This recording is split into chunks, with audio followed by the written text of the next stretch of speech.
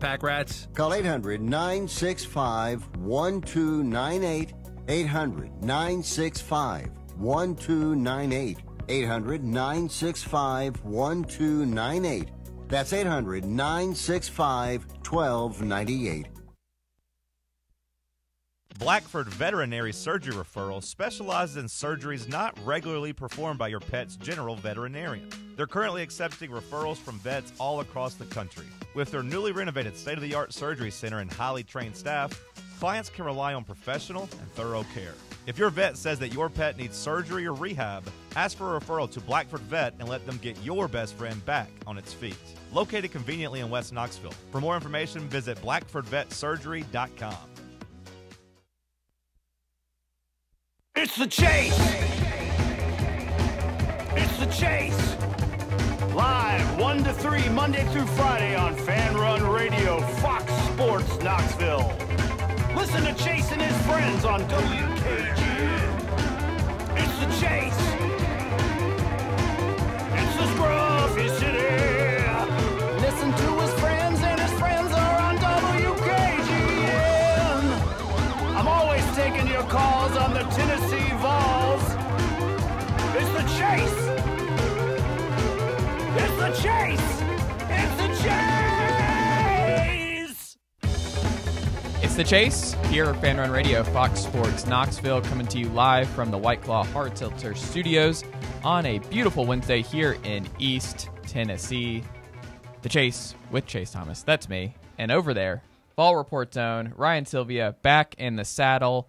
Ryan Sylvia, how are you, sir? I'm doing good. I'll tell you why I'm doing good. Caleb Giroux, your Monday co-host, is getting whooped by me in WNBA Fantasy this week. Okay. I didn't know where this was going. When you were talking about Caleb, I'm like, uh-oh. Well, I didn't know where this was going. Because you and Caleb have a connection. We got the Shump involved here, Jack, and all that. But, okay. It's a good week for you in fantasy. It's been a great season. I'm defending champion. We're off to an undefeated start. Caleb's just the latest victim. Oof. But it's like a rivalry week. It feels better when you get the win over him. There you go. Good to hear. Good to hear. We've also got intern Jay King with us. Jay, how are you? I'm doing good, as always. Decked out in the Grizzlies gear today. Yep, wearing the Desmond Bain jersey. Oof. Funeral. Yeah. It's all right, though. I mean, got to get my money's worth out of it, you know. There you got go. it this year. Oh, even this year, that's even more tough. I really like the City Edition jerseys this year. I didn't have anything Desmond Bain related, so I bought it. Didn't realize he was going to be gone. There you go. Also, producer Matt Bailey back twice this week. We're getting Matt Bailey multiple times this week. Matt, how are you, my friend? Good, man. Doing pretty good. Oh, good. Doing pretty well. Good to be here. You'll be getting me twice a week, pretty much every week from now on. You know, we had some vacations, had some stuff going on, but I'll be here every Monday, Wednesday for the most part going forward. I love it. I love it. So we got a full house here on the Chase on a Wednesday. Remember, folks, we are live to 3 right here on Fan Run Radio, Fox Sports Knoxville. You can be a part of the show and call us with any of your Tennessee questions, or you want to join the program, you can join us by 865-966-3435. Always taking your calls for these 2 hours that we are on the air right here on Fan Run Radio, Fox Sports Knoxville. You can listen to us on the free Fan Run Radio app. Download that today. Listen wherever, whenever on that Fan Run Radio app. And listen to us 105.7 FM, 1340 AM. Ryan Sylvia, we have to talk about this at the top here. We got our first look of Jacoby Gillespie, Nate Ament, pick and pops, pick and rolls yesterday in practice. Amari Evans, Justin Gainey talked to the media after practice. I think Amari Abram did too, if I remember correctly. You were there. You saw it up close. What did you see from the first iteration of a post-Zakai world and Jacoby Gillespie and Nate Ament now officially balls? It does feel different without a Zakai Ziegler or Jemai Mashak on campus. It just doesn't feel right after the last 4 years. But you had high expectations for Nate Ament, obviously the highest-ranked recruit to ever commit to Tennessee basketball. He looked as advertised. I think Shumpert said jaw-dropping play. Like, that was the feeling, though. There was a few times where it was like, oh, my gosh, like, this guy is legitimate. He's legitimately one of the best freshmen in the country. So does that mean he's going to be an All-American or, you know, win National or SEC Player of the Year? You know, you're not going to go that far after seeing one practice in the middle of June, but it was scoring at all three levels. He's a fantastic three-point shooter. He was getting to the rim. The mid-range shots were uncontestable. Like, there was times that whoever was guarding him just kind of had to throw their hands up and be like, what am I supposed to do about that? The passing vision was there. He was executing passes, but also finding passes with cutters. It was the total package from Nate Ament, and it makes you really excited for what this season could look like for him. Nate Ament, like you said, Ryan Shempert, friend of the program on Tuesday, said jaw-dropping to describe Nate Ament. What was the most stunning part for you when you're watching Nate and just seeing him in person? 6'10", looks like a 7-footer, very fluid. We know what he could be potentially defensively under Rick Barnes' tutelage, but what are you seeing offensively that you're like, oh, this is different? Is it the shot? Is it just how smooth he is driving inside? What is it about Nate Ament that immediately stood out to you? I think there was two plays that kind of exemplified it. The first was, this was on air, but it was a Jacoby Gillespie kind of lob, and it was off the mark. Like, the pass was not there, and Nate Ament got up and kind of adjusted himself in the air and finished. And so there's no defense in the play, but just to be that big and still be mobile and athletic and like not play like a 7-footer, that was really impressive. And then it was those mid-range shots where I don't want to say they were running the offense through him the entire practice or anything like that, but there was a period where it was get the ball in Nate Ament's hands, and whether he's playmaking out of that or whether it ends in a shot with him, so be it. And he was pulling up off the dribble mid-range, and there was just nothing anyone could do about it. The release point so high, like, you have to be, I guess, a similar build to him to really even try to contest it, and there's not a lot out there that can hang with someone as athletic as him and as tall and long as him. So just that total package of the build that he brings to the table, the wingspan, the height, with the shooting touch and things like that, it's special. What did Jacoby Gillespie look like? Did he look shorter than you anticipated, smaller? Like, what does he look like as a league guard, and how he'll ultimately, like, that 6 foot? Does it feel like a genuine 6 foot to you? He did feel a little shorter than I thought. I don't know what exactly I was expecting. But yeah, he felt like a true 6 foot point guard, which is a little undersized in the terms of SEC play, but he doesn't really play like it. I mean, Tennessee fans know it's not always about the size of the point guard. Obviously, Zakai Ziegler has been some other guys. I mean, think about Kennedy Chandler too. It's not like he's the tallest guy ever, and he had a really good season with Tennessee. So I think he's a guy that's going to be able to play above his height. He's a fantastic shooter, though. I was really impressed with what he brought to the table just as a 3-point shooter. And then you hear guys like Justin Gainey talking to the media saying, sometimes it's not going to be perfect on script with what the offense looks like with him at point guard, but there's already a trust there maybe that just because it's not on script doesn't mean it's not going to be a good result. So there's already that trust between the coaches and Jacoby that, with him on the floor, the offense is better. He's going to make things work out. And I don't know if you can ever replace Zakai Ziegler, but it's as good as a replacement as I think you're going to find. Yeah, and I mean, it's just going to be exciting. I mean, a 40% shooter from deep. You love Zakai. Zakai was not an elite shooter from deep. He got a lot of good looks. Zakai hit some big shots for Tennessee, obviously, but that was still just not – it was not his game. Like, he was not an elite shooter. Jacoby Gillespie could be an elite shooter for Tennessee, and that's just a different component. I mean, you talked about Kennedy Chandler. I'm a big Kennedy Chandler guy. He was not an elite shooter for Tennessee either. Like, I don't even know. I mean, I guess who would you say is the last Tennessee point guard under Barnes who had this kind of shooting upside leading the charge? That's tough. I mean, I guess if you want to classify freshman year Santiago Vescovi, but even then, he's not naturally a point guard. So, and you think back to Jordan Bone and guys like that, and fantastic point guards, but the ceiling of just a pure 3-point shooter, it's tough to think of one that maybe matches what Jacoby could be. You got to see it in games first.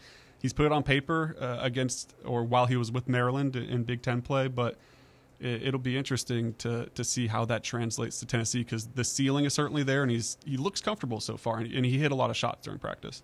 Who else stood out to you? We got to see Amari Abram for the first time. Cade Phillips shooting threes. I think Jalen Carey and JP Estrella were limited, right? You didn't see much of them, correct? Yeah, Jalen Carey and JP were kind of at the beginning of things. Jalen did more than JP did. That's expected too, and that's something Justin Gainey talked about as well. Is maybe if you're in the middle of SEC play, JP Estrella's going right now, but you're in the middle of June, so there's no point of stretching him and not letting him get to a full 100% right now. So he's doing stuff kind of at the beginning of practices and then going off to the side. And Jalen Carey was in a similar boat as he kind of tries to get back to 100% before the season really gets underway.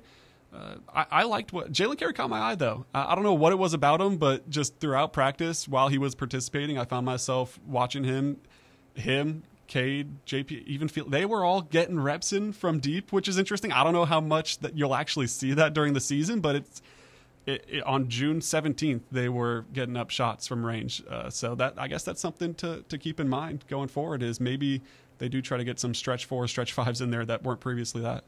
Bullying works, Ryan Sylvia, because we are going to put Bart Torvik's projected 39th offense for Tennessee just on the board over there at Thompson Bowling Arena at Food City Center. Just keep putting it over there so they understand. Everyone's got to be shooting. Everyone's got to keep getting shots up. Cade Phillips, Jalen Carey, Felix Akpara, get ready to learn stretch 5, buddy, because we need some threes at the top of the key from you as well. If Tennessee's going to get to where they want to go and they want to get to 3 straight Elite Eights, maybe get to the Final Four, the offense can't be in the 30s. The offense has to be closer to the 20s, maybe even the teens range, but that's it, man. Keep getting the shots up. We need threes. And the bigger one, too, is, I guess, the biggest unknown is Clarence Masamba, who will not be here until July, correct? Mm-hmm. Yeah, he wasn't at practice. But, yeah, I think that's a guy who could come in and be an impact right away, and that's really interesting. Troy Henderson, too, is another guy where he looked a lot more ready than I thought he would. To me, on paper, that was a guy that you could redshirt for a year and let him get adjusted, and it doesn't necessarily look like that's part of the plans. And he looked, I'm not going to say he looked ready to get big SEC minutes, but he looked more ready than I thought he would, and the shooting's there too, which I think is a good sign. So him and Clarence are two guys that they're a little bit wild cards right now. You think maybe one of the two could give you an impact this year, but I don't think we'll really know until the season actually gets underway. And the thing, too, is I kind of wonder, Ryan, this is the first year where, look, it hasn't been passed that it's just a uniform 5 years for everybody. But I think it's very much a possibility that comes into effect within the next calendar year. So I wonder if that is something that Rick Barnes and his staff kind of adjust to next year that folks may not be ready for, is that in previous years, Dwayne Brown, Troy Henderson, Mari Evans is going to play. That's a different type of deal. But Troy Henderson and Dwayne Brown specifically, maybe even Masamba, we'll see how ready he is. It's just he's an unknown playing overseas and coming in here. We'll have to see how quickly he gets acclimated. But I do think there's now if you're expecting 5 years to be the new thing, and if Troy can play and if Dwayne Brown can play and help you now, then you kind of have free reign. You don't have to overthink redshirting guys, I think, going forward. And look, it has to still pass, going a straight 5 years for everybody, but it does seem to be trending that way in the next calendar year. We just didn't think it would come in time for Zakai and Jordan Gainey. That doesn't mean we don't think it's going to be around this time next year. So if you're operating under that assumption, if you're Barnes and your staff, you're like, hey man, Troy, you can play. If you show us we can trust you, you can play. Dwayne Brown, if we trust you and you're banging inside and giving us a look that we desperately need inside, we'll see what he looks like as a true freshman coming in, but by all accounts coming in and flashing a little bit here, the number 1 player out of Alabama at Hoover, 4-star kid. We'll see, but I think now for next year, I am kind of curious if Barnes and this team and his staff adjust in that regard, because if you're expecting 5 years for everybody anyway, let the freshmen play. I do think that's a good point, because particularly, they got 4 years, right? So. But I think I would be very shocked if there's not a 5 to play 5 by then.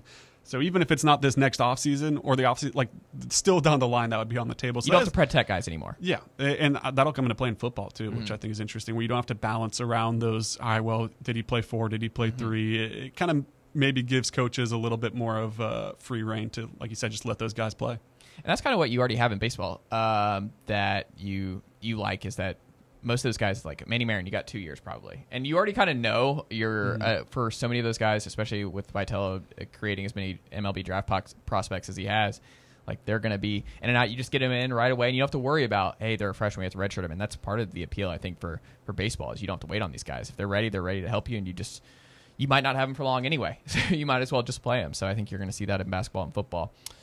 Coming out of the break here, we'll talk some more Tennessee football, some Peyton Lewis questions here with Vol Report's Ryan Sylvia in on a Wednesday, as he will be each and every week right here on The Chase this summer. We've got a whole lot more NBA talk with around the association with Ryan Sylvia on Wednesday, some more Vols hoops, some Titans, and Sean Coleman of Hammer Territory and Battery Power to talk Braves in hour number 2 as well. So jam-packed show for you guys here on a Wednesday. Stick with us. It's The Chase on Fan Run Radio, Fox Sports Knoxville. We'll be back right after this. Hey, Fan Run listeners. This winter, our friends at Crumble are bringing you nothing but warmth and joy. With an expanded rotation and a variety of pies and cakes, Crumble is bringing the heat every week to keep you cozy. Download the Crumble app to discover what's in store for you. From party packs to gift cards, even special loyalty rewards, Crumble Cookies has plenty for you and your family this season. Shake the frost this winter and cozy up to your nearest Crumble location. Hi, I'm Bo Craigner at the Craigner Group at United Real Estate. Are you thinking about making a move to a home with more space, downsizing with an empty nest? I'd love to do a free consultation with you and discuss how our highly organized and effective marketing plan can get your home sold. Just looking to buy? I can help you there too. Visit my website at boknowshouses.com or call me direct at 865-742-1035 and let me show you why our motto is real estate the right way. Matlock Tire Service and Auto Repair is Knoxville's #1 tire service and auto repair shop, and they want to help you get back on the road. Matlock's has been a staple in the East Tennessee community for over 65 years, and they are proud to announce their newest location in Hardin Valley. So stop in and check them out today at 10838 Hardin Valley Road. That's 10838 Hardin Valley Road. Matlock's legacy of integrity, experience, and professionalism is what sets them apart from the competition. And with locations in Farragut, Lenore City, Maryville, Athens, and now Hardin Valley, there is a Matlock Tire near you. Airlines have just reduced their prices even more. Book 30 days in advance and save big. Want the absolute lowest prices on your airline tickets? Then call the Low Cost Airlines Travel Hotline right now. For prices so low, we can't publish them anywhere. The only way to access our low rates and save up to 70% is to call. Save hundreds on your vacation tickets by calling right now. You can fly anywhere in the world and pay discount prices on your airline tickets. Book a flight today to London, Paris, Madrid, or anywhere else you want to go and pay a lot less guaranteed. Call the International Travel Department right now at Low Cost Airlines. 800-631-1754. 800-631-1754. 800-631-1754. That's 800-631-1754. Yee-haw! I've been hooting and hollering ever since I started betting with the VIP Play app. VIP Play has more than 200 leagues, every bet type you can imagine, live betting and live hosts, all with 24/7 support from real live people when you need them. Start betting better with the VIP Play app today. Don't be a better, be a better with VIP Play today. Download VIP Play today or head to VIPPlayApp.com. Make sure you use the promo code FANRUN to take advantage of their welcome bonus and so they know that we sent you. Gambling problem? Call 1-800-8899-789. Must be 21 or older and located in Tennessee to bet. Located in Knoxville's historic Old City, Barley's offers great food, live music, the best draft beer selection in town, and now your new favorite place to watch sports. Their indoor projector is perfect for any weather, and they've revamped their upstairs area with more TVs to take in all of the action. Their menu features hand-battered chicken tenders, juicy burgers, fresh salads, and the tastiest pizza in Knoxville. You can enjoy their happy hour drink specials daily from open until 6 p.m. Barley's Tap Room and Pizzeria.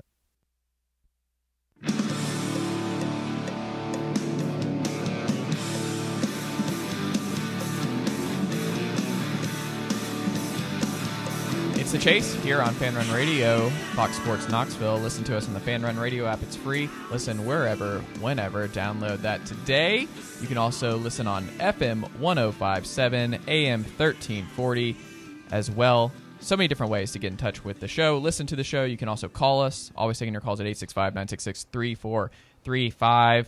Ball Reports, Ryan Sylvia is here on this Wednesday edition of The Chase. Ryan, as we continue on today's program, here now to number 1, Peyton Lewis.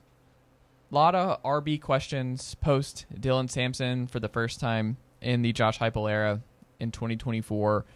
you had a bell cow back. You weren't rotating like you had in previous years. It was kind of like an inverse from what you saw from the first 2 years at receiver, where there was no rotation. It was Javonte Peyton, it was Cedric Tillman, and it was Velus Jones getting a plethora of the snaps in 2021. In 2022, it was Cedric Tillman, Jalen Hyatt, and Brew McCoy until Cedric Tillman got hurt, and then it was Ramel Keaton getting all those snaps, and you weren't really rotating then. But you were rotating a 3-man unit at running back for the first 3 years of the Heupel era. Now, it seems like we're heading towards going back to that 3-man unit with Peyton Lewis, Deshaun Bishop, and Star Thomas, the Duke transfer. But we also don't know if that's what Darrell Sims wants to do. Part of the difference there, those first couple years, is you had Jerry Mack as the RB coach, and that might be more of what he wanted to do, was make sure that he kept everybody fresh and had more of a strong rotation. Part of last year, I mean, we saw a lot of Deshaun Bishop when he was healthy, but I do think for folks who are just penciling in, going back to that Jabari Small, Dylan Sampson, Jalen Wright rotation in 2022 and 2023, maybe not so fast, because this is the first year we'll actually know for sure from Sims' standpoint if he has that same kind of belief in rotating, keeping all these guys fresh, and having that 3-man unit that Tennessee thrive with. So I don't know with Peyton Lewis yet. Yeah, I think ideally you look like that 2023 season where it was the 3-man rotation, but there was, I don't know if feature back's the word to use, but there was a guy. Like Jalen Wright was the guy on that team in that running back room. I think that's probably, if you could draw it up every season, that's what you would go with. As fun as Dylan Sampson was last year, I think you saw the effect of it late in the season. Like, he couldn't really do much by the end of the year because of all the miles that were put on him, all the snaps that he took. If you can kind of replicate that 2023 season, I don't even know who it would be out of the three. Like, you could convince me maybe on any of the three right now that they would be the most productive this upcoming season. It feels like a true battle for running back one. If I had to put my money on it, I guess I would say Peyton Lewis right now. So let's say it's Peyton Lewis. If he's taking most of the snaps and is in the high leverage moments, but you're still getting Star Thomas, you're still getting Deshaun Bishop in the mix and getting productive snaps as well, I think that's probably the most ideal situation, rather than just getting one guy who's on the field almost the entire game, has 30 carries, and by the end of the season you can really see the wear and tear starting to get him. Do you know what's interesting? When you look at the advanced analytics on Tennessee's running game over the first 4 years, Ryan, like, one of the funny things to me is that 2022, when you probably kept it the freshest of any year, maybe 23, you could throw that in, but I thought 22 was when you were really just rotating at a pretty heavy rate. That was your worst, and I mean worst, and they were running for 5 yards per carry all 4 years under Heupel thus far. That year, they were 26th in rushing yards per game, and they were under 200 yards. It's the only year of these 4 years that they have been averaging less than 200 yards in the ground. That was also the number one year in scoring, obviously, in 2022. But they were 12th in rushing per game in 21. They were 10th in 23, and last year they were 9th.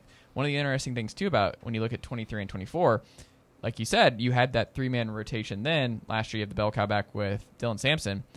The rushing yards per game were almost identical. So even though you had a bell cow back last year, I think it doesn't seem like something that, if you're a Vol fan, you're looking at, oh, what are we going to do without Dylan Sampson, who was one of the 3 best running backs in college football last year. I think you're still going to be okay. Like, of the 3, Star Thomas being a bell cow back would be the most surprising to me. He did have a lot in his plate for Manny Diaz and company last year, Malik Murphy at Duke, and he was a productive back, and he was productive at New Mexico State as well. Older guy, but I just have a hard time believing he is the lead back and ends up leading Tennessee in carries next year. I feel like he's more of a veteran presence to also.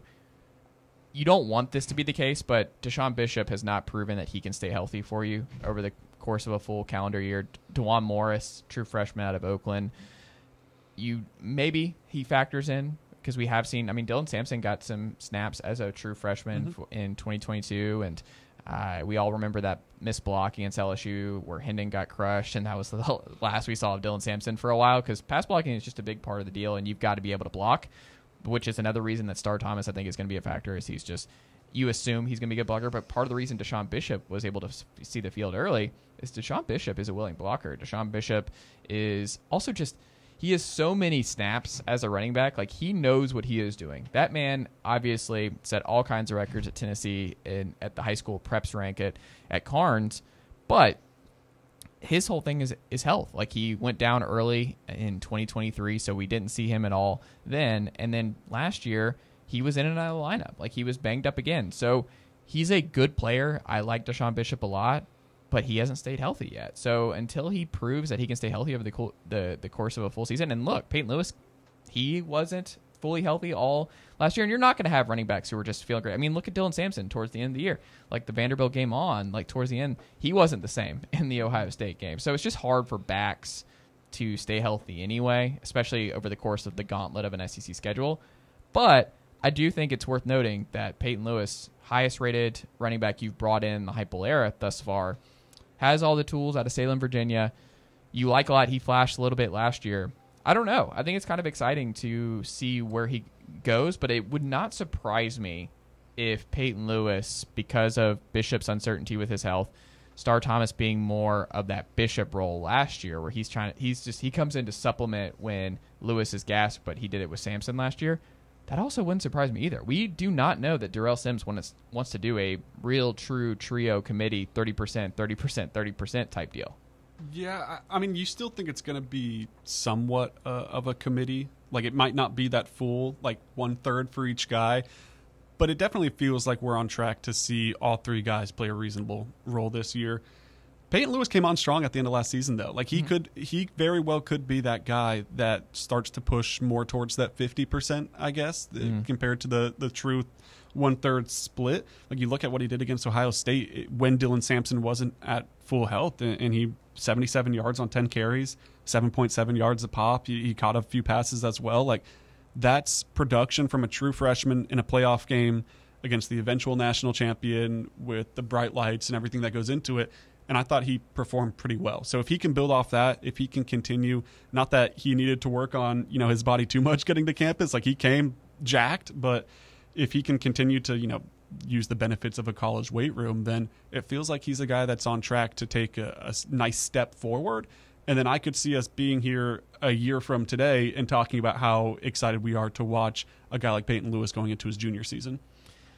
Peyton Lewis is someone who I'm just really curious, because I think there was a lot of Cam Seldon buzz when he committed 4-star, but Cam Seldon was just a straight athlete. Now he's off at Virginia Tech.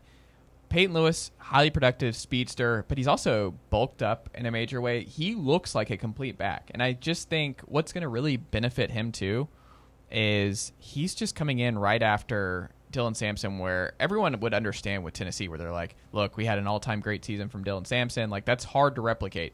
I think the expectations are relatively low for Peyton Lewis, where it's not like, oh, Peyton, we need you to now carry the mantle and be our bell cow back. But I do think you need to leave out the possibility that he does become a bell cow back for Tennessee next year. I would not be all that surprised if Peyton Lewis, if he's able to stay healthy and live up to his potential, that he is someone who can make that leap and become a bell cow guy. And maybe it's like 70% Peyton Lewis, 20% Bishop, 10% Star Thomas.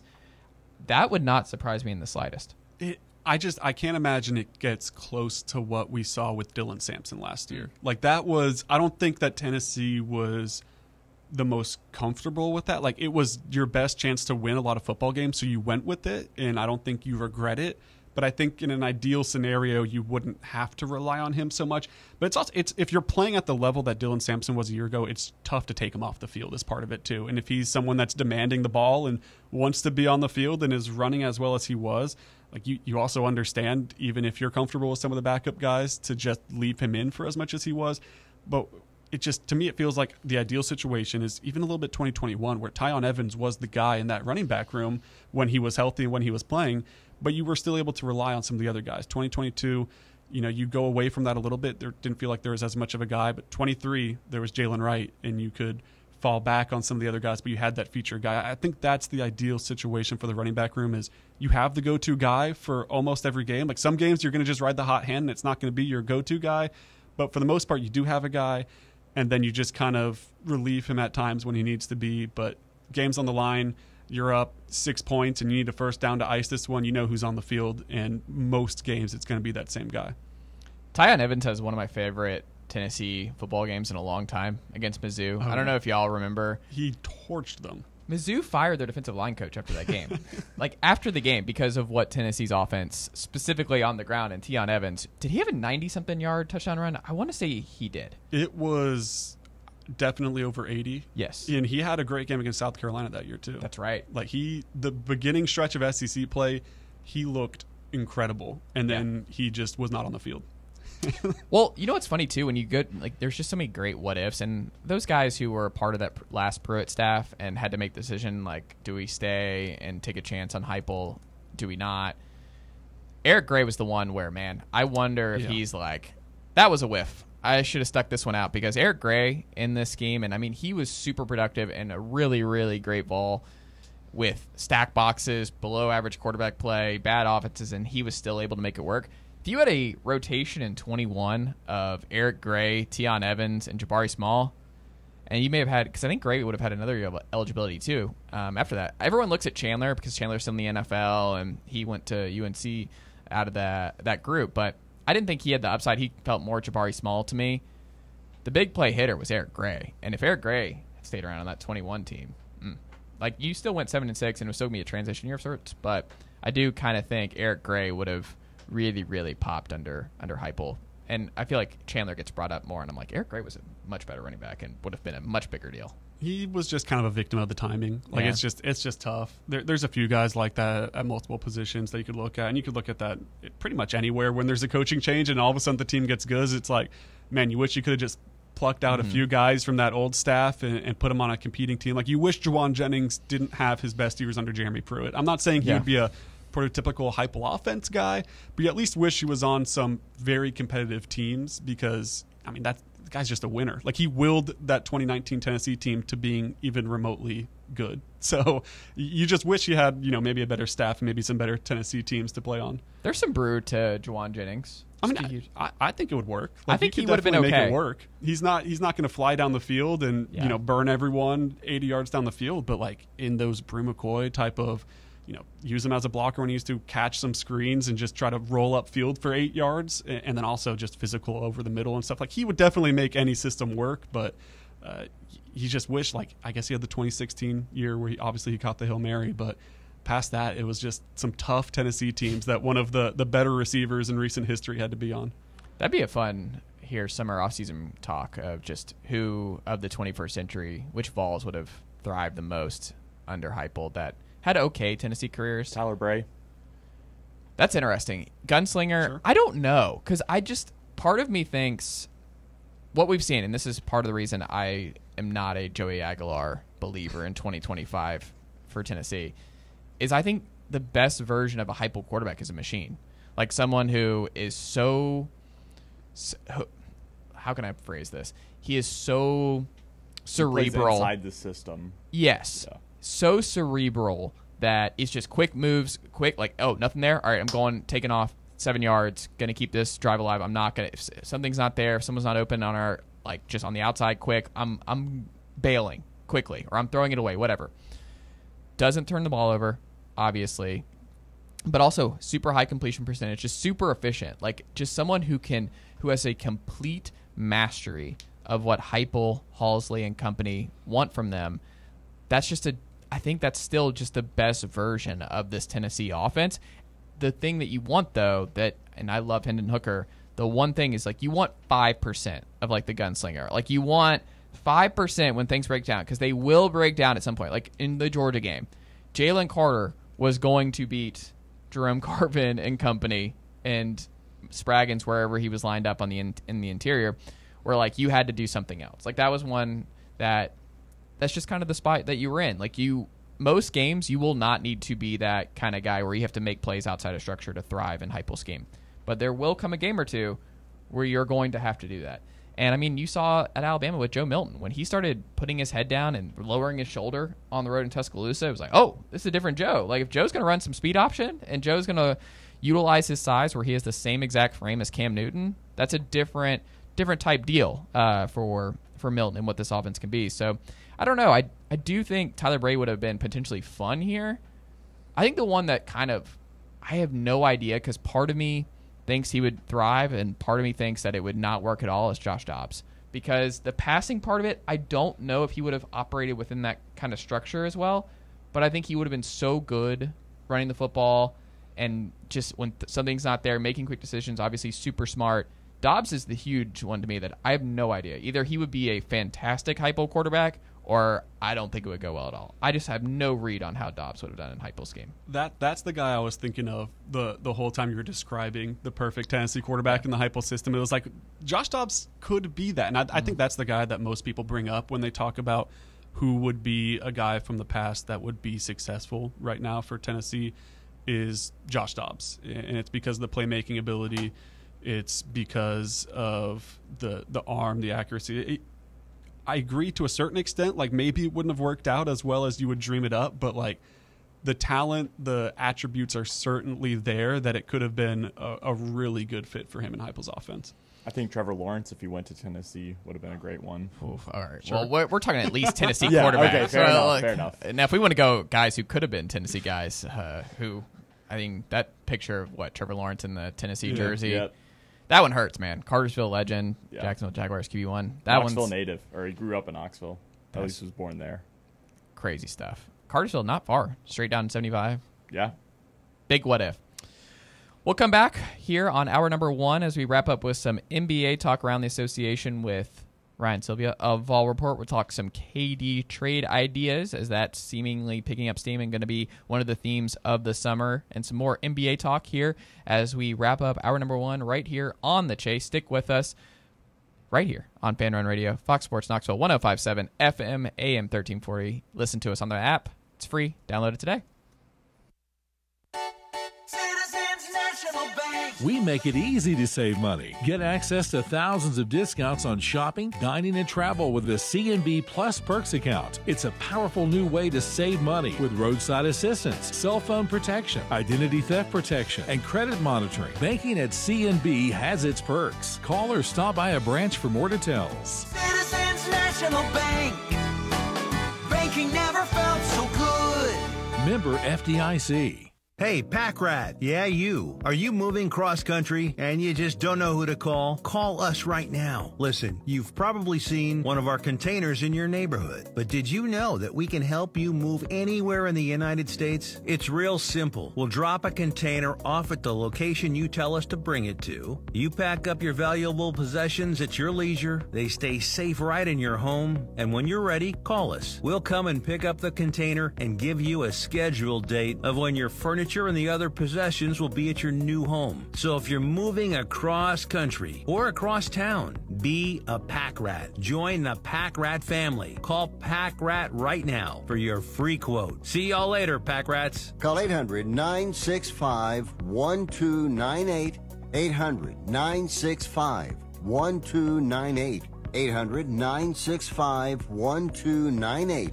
That's 800-965-1298. We really need to get some branded stuff. Shirts, hats, promo items, something professional. I mean, we could just find a website and order a bunch of it ourselves. You could, but you're taking a big risk. You don't know the quality, the fit, the timeline. It's a roll of the dice. Yeah, I guess, but isn't that how everyone does it now? Not the ones who actually care about how their brand looks. Look, if we're putting our name on it, it needs to be done right. We need SM Athletics. SM Athletics? Yeah, they specialize in working with businesses like ours. Apparel, hats, promo gear, but real, customized stuff.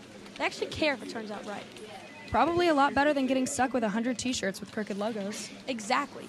Plus, they'll walk you through everything. Sizing, colors, material, so it matches the image we're trying to build. Makes sense. What's the name again? SM Athletics. Trust me, if you want to look like a real company, not a flea market stand, this is the move. If you're serious about your brand, work with people who are serious about getting it right. SM Athletics. White Claw is taking hard seltzer to new heights with White Claw Surge. At 8% alcohol, White Claw Surge is a stronger wave of refreshment that doesn't compromise on taste. Available in 4 bold waves of flavor like ripe blackberry, citrusy blood orange, zesty natural lime, and tart cranberry. Check out your favorite retailer in-store and online for the White Claw Surge Variety 12-pack and 16-ounce single-serve cans.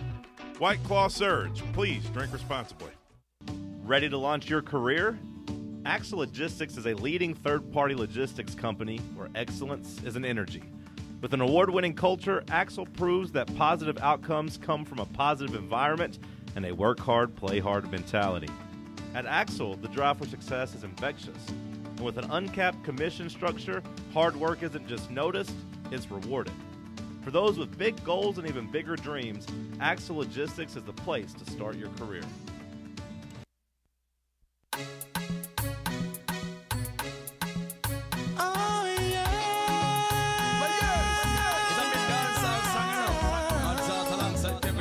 It's The Chase right here on Fan Run Radio, Fox Sports Knoxville, 105.7 FM, 1340 AM. You can also watch us on YouTube, Fox Sports Knoxville Fan Run. Search us there, and you can watch our live shows all day long right here on our YouTube channel. You can also listen anywhere, wherever on the Fan Run Radio app. It's free. Download that today in the App Store if you have not already done so as well. We got Ball Report's Ryan Sylvia wrapping up hour number 1 in studio with us.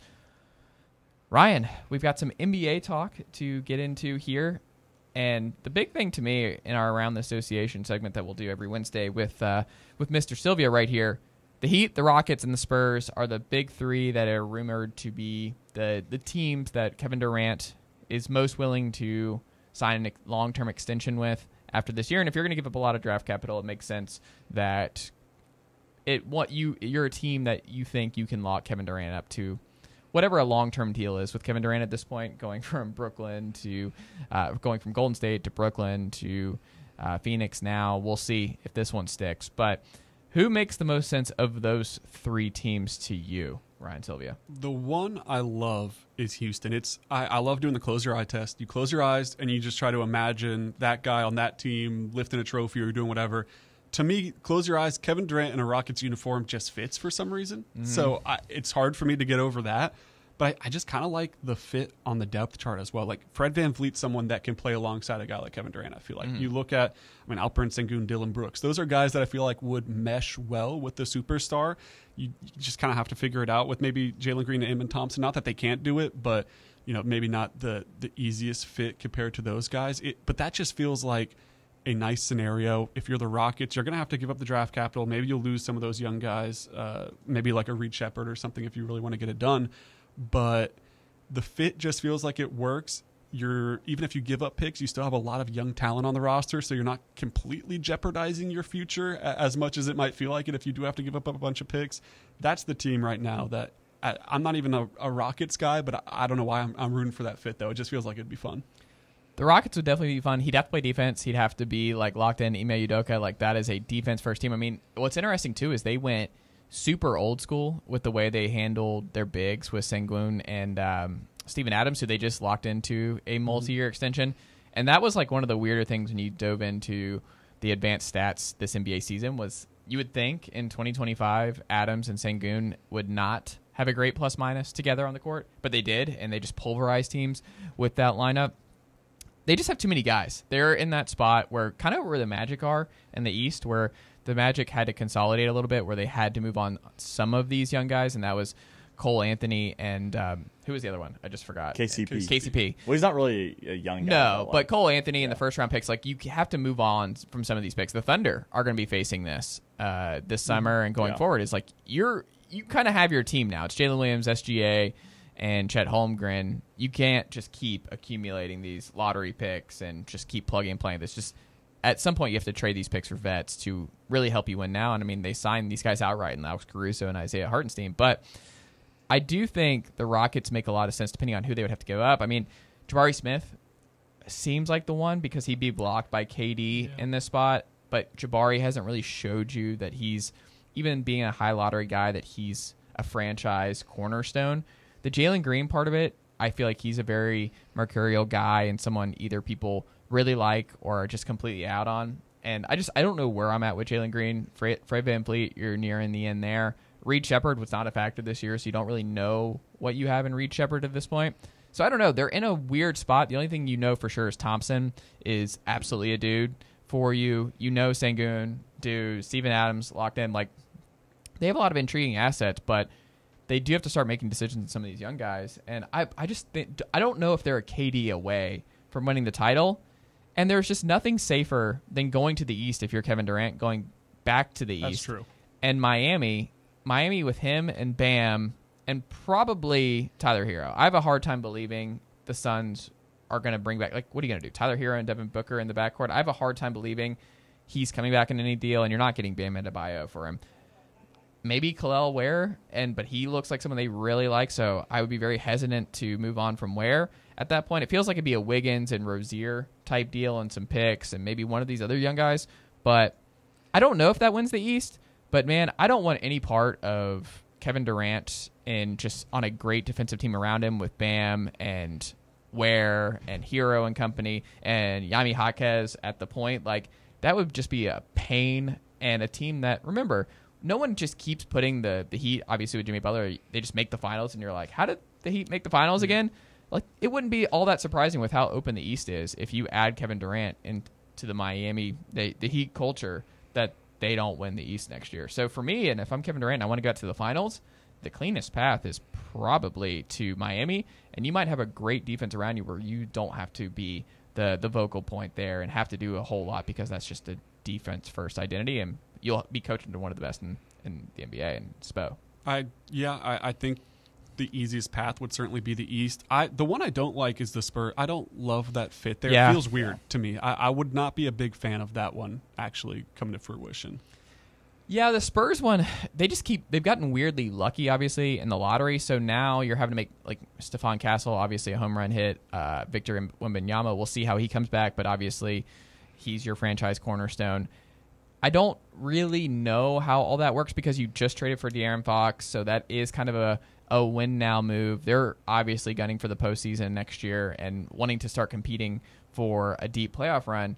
But I just, like you said, it just doesn't feel like a Spursy type move. Like, they don't do stuff like that. And maybe Kevin Durant just really wants to play, like, just the 2 7-footers with him and Wemby would be wild to see with their length and just three-point shooting and everything else. It'd be a lot of fun to watch. It'd be odd. I agree with you. It just doesn't feel like a Spursy type deal. With the Rockets, though, you mentioned Jabari Smith. I think he's a very interesting guy right now that, like, obviously you can see the vision with him, but it just hasn't necessarily panned out so far. I mean, but he was the 3rd overall pick very recently. Like, what is his value? If you're looking to try to shave off a few picks, if you're the Rockets, how many could you shave off with the Jabari Smith? Like, what does that look like? It's a good question. I don't know. Like, Jabari Smith, I don't know what his value is around the league. Like, is he Rashard Lewis, where good role player, he'll probably be in the NBA for a long time. I think he's someone who is he's a theoretical stretch 5, but we just haven't seen a whole lot of it. And he hasn't been asked to do a whole lot because that Houston team is kind of ahead of schedule. Yeah. And Steven Adams kind of threw a wrench in how they were operating, because you assumed when they took Smith that it'd be Sengun and Jabari is the long-term 4 or 5 pairing. And now with Adams locked in and Adams and Sengun being as good as they are together, I have a hard time believing he's going to be able to get out of a role player type deal in Houston. So I don't know. I don't know what his value is, but he's less, I guess he's less of an unknown to me around the league than Jalen Green, because Jalen Green is the ultimate eye of the beholder guy. Yeah. Jalen Green's someone, though, I feel like it would be tougher to give up Jalen Green in a package than Jabari Smith. Like, if you're the Rockets right now and you could package Jabari Smith, not that you want to see him go, like, I think they still like him, but if that is a piece that you add into a Kevin Durant bundle, like, I don't think that's the end of the world, and you might, feel like, okay, maybe if you get the value of shaving off a first-round pick or two, then you feel like you kind of won that trade in that regard, that you're getting maybe out on Jabari Smith while his value is probably as high as it'll ever be outside of when he was first picked in those first few years. Like, it doesn't feel like Jabari Smith in 5 years is going to be someone that has a higher trade value than he does right now. So maybe that is someone that you could package in there and try to save yourself some of these picks to really keep the future alive if you're the Rockets, along with all those young players. And then if you're Houston, do you wait around to see what happens in Boston? Because Jason Tatum likely gone all of next year. They're a second apron team, a super expensive roster. I have a hard time believing they're going to keep this core together, especially this year with how expensive it's going to be on a team that can't win a title without Tatum. is Jaylen Brown going to become available? He just feels like he'd be such a great final piece to the Rockets, and obviously a lot younger than Kevin Durant, and someone I'd be more willing to give up a lot of my key young pieces for. And granted, we have no idea if Jaylen Brown will ultimately become available for Boston, but I'm waiting around on that one. And you know who else I'm waiting around? Drew Holiday. Drew Holiday, is he someone who ends up going on the market for Boston?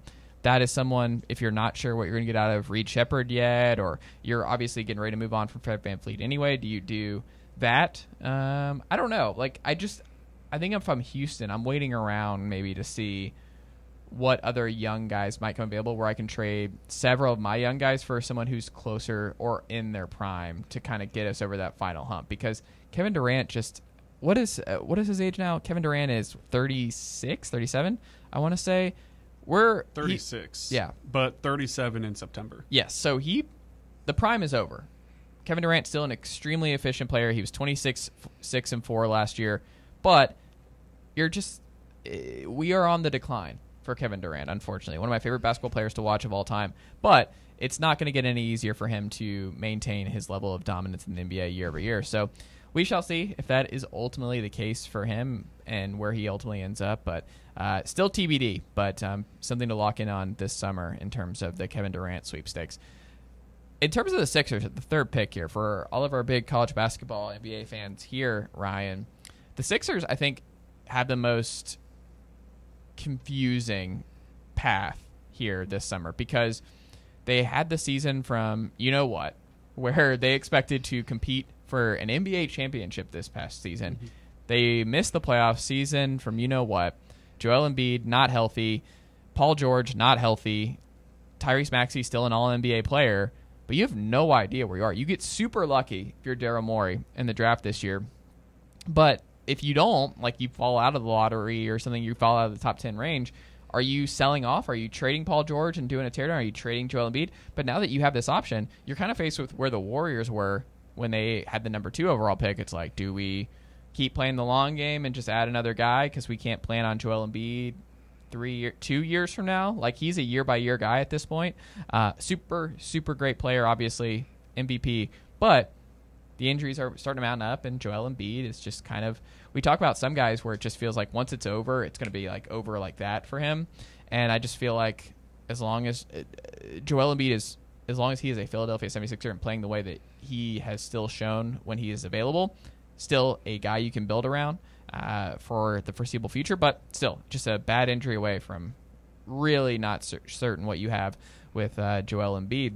But I just don't know where they go. Like, is it VJ Edgecombe from Baylor as a big college basketball guy? You've seen a lot of him. Obviously, the two Rutgers players in Harper and Bailey, they're right there in the mix. Cooper Flagg, I'm just going to go ahead and say, probably not available for the Sixers at number 3. We're just going to go ahead and cross that one out. But I have no idea what they do. What do you do if you're the Sixers at 3? Do you take a flyer on Bailey, assuming Harper's off the board, and just say, hey, we'll see if Tyrese Maxey and Paul George and Ace Bailey figure it out? Or do you go somewhere else? Because I just have no idea what I do if I'm Daryl Morey. Well, I think the first is you have to learn from this NBA Finals, and you have to move Paul George, because that's how the Pacers and the Thunder got to where they are. So naturally, I think you have to follow that blueprint. As far as that pick, you're kind of at a crossroads. Like, do you lean into trying to be good in the future? But right now, there's not really much of a better time to be good in the East than right now, as we just talked about with Kevin Durant. Like, if you want a path to the finals, it's probably in the East right now. So what does that look like at pick 3? Do you move back? And that's a lot easier said than done. Like, you have to find someone willing to pay the price for pick 3 in a draft where 1-1 is decided. It's Cooper Flagg. Past that, it gets a little hairy. So if you're sitting at 6, you might just roll the dice and hope your guy's still there. So it might be tough to move actually back in this draft unless a team with, I guess a late first-round pick wants to go all the way up. VJ Edgecombe, if you do have to make a pick, I do like him there. He's efficient. He's raw in some ways where you could try to, take your time with him and let him develop. But at the same time, he does have some attributes that you could use right now in a hunt to try to get towards, an Eastern Conference Finals or an NBA Finals appearance. So if I have to make a pick there, it's VJ Edgecombe. With the guy like Joel Embiid, with the timetable maybe uncertain, it feels tough to not say try as hard as you can to win now, though. The issue is to find a suitor who wants to move up to that third pick. And it's also, it is tough to stare at the number 3 overall pick who could be an NBA superstar depending on who you select and giving that up just for a chance to compete at the moment. There you go. Hour number 1 in the books here with Vol Report's Ryan Sylvia on a Wednesday.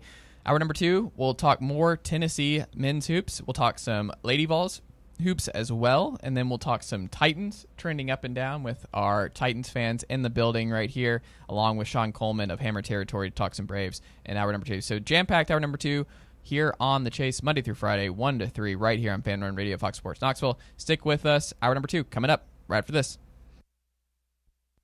Barley's has live music on weekends, general team trivia on Wednesday nights at 8 p.m., and now live sports trivia courtesy of the Knoxville Trivia Guys every Thursday night upstairs.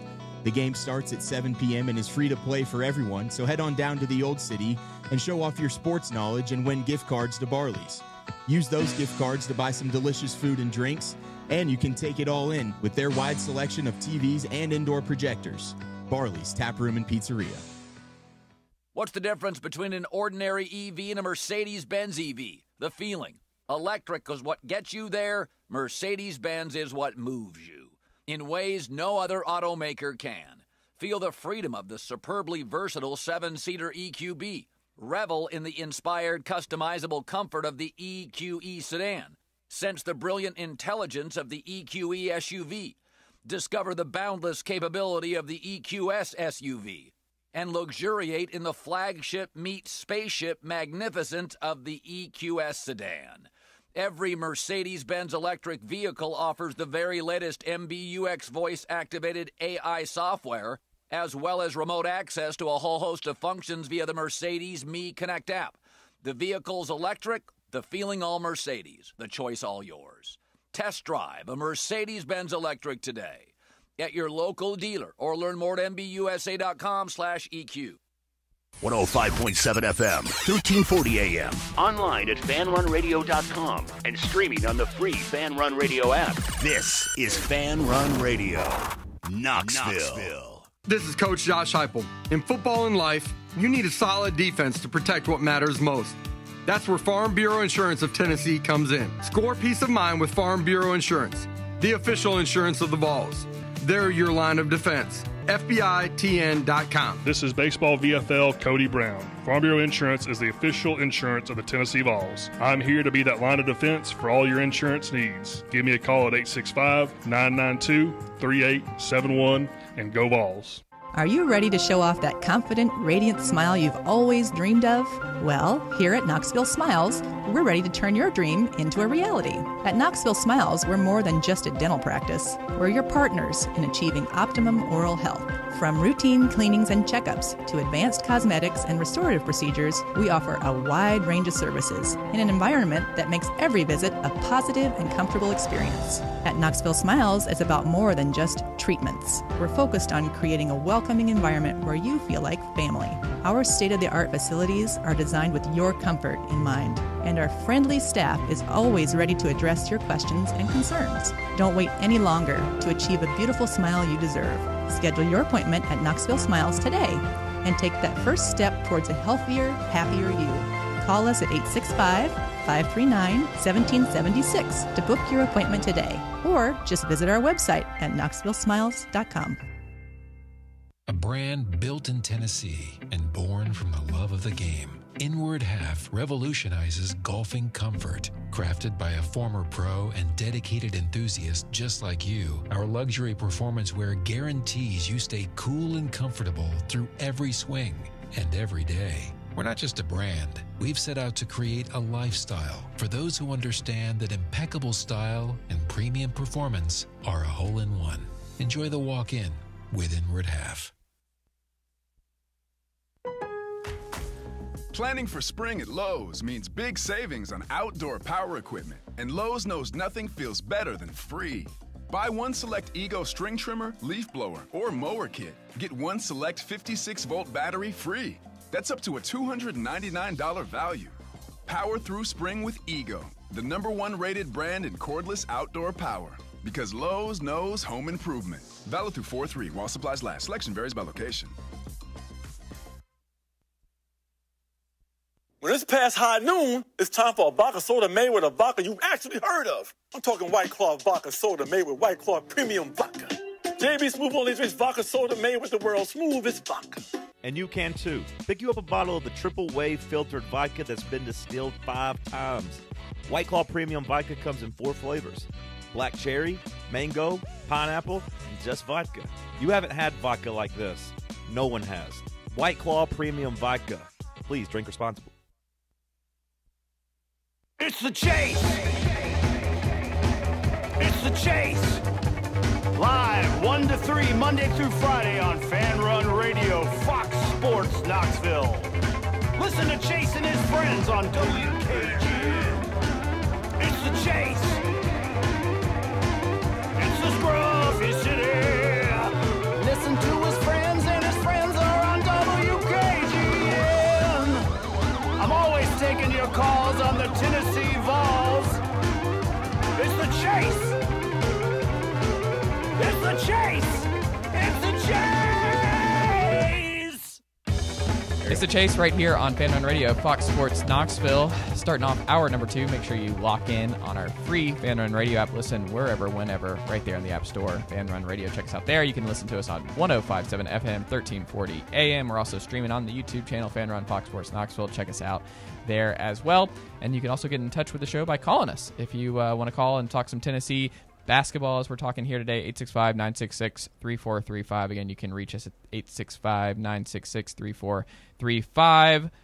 Hour number 2 underway with Vol Report's own Ryan Sylvia. Ryan, we talked at the top of hour number 1, Vol's Hoops, new faces, new roles.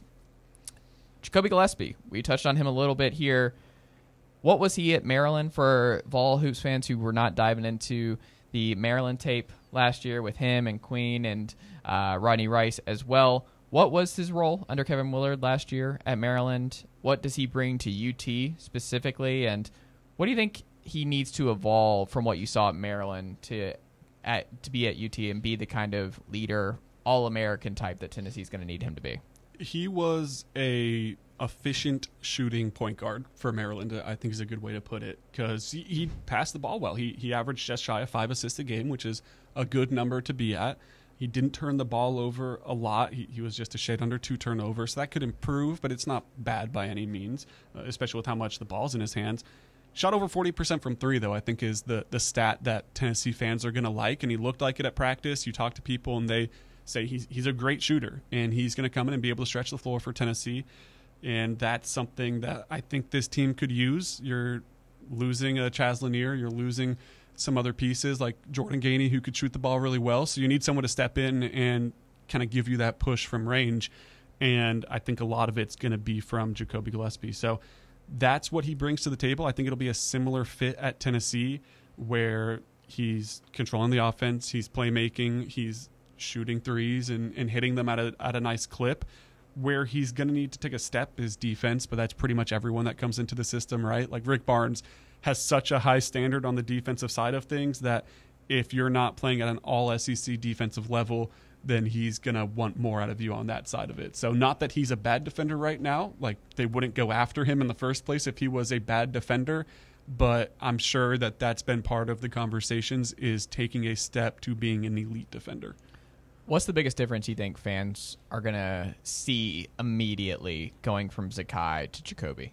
Zakai, I think, is probably going to be more ball dominant than Jacoby. Like, there was a lot of possessions where it starts with Zakai and ends with the Zakai assist, and he kind of just dictated everything that goes on. Jacoby's capable of that. I think what Justin Gainey said yesterday was interesting, where he said Jacoby is so naturally gifted and talented, there'll be some things he could improvise on. He could make plays that may break off the offense a little bit, and Rick Barnes is okay with it. So that shows you there is trust with him with the ball in his hands.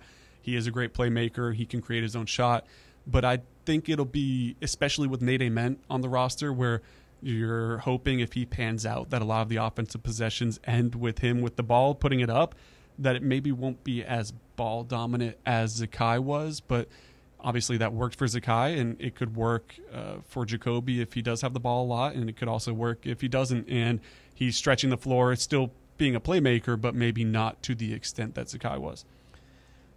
It's interesting, too, because like we talked about at the top here, one of the big differences, one of the cool parts, like it's already going to be really hard to move on from Zakai, a Tennessee legend, obviously, over the course of 4 years.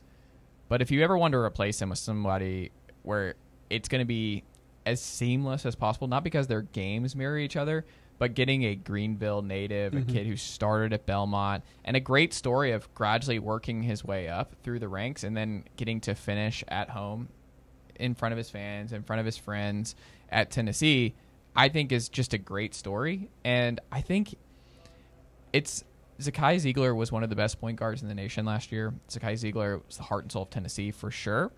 But for Tennessee to get to where they want to go, and I think the upside of Jacoby Gillespie, like the best version of him at Tennessee, I think I place it just a peg or two ahead of what Zakai still could have brought you. Because like I understand the Zakai defense and what he brought to Tennessee there. But look, where does Bart Torvik have Tennessee post Zakai? Number 2, projected defense. Like Tennessee is going to be one of the best defenses in college basketball once again. And Zakai Ziegler is gone. Jemai Mashak is gone.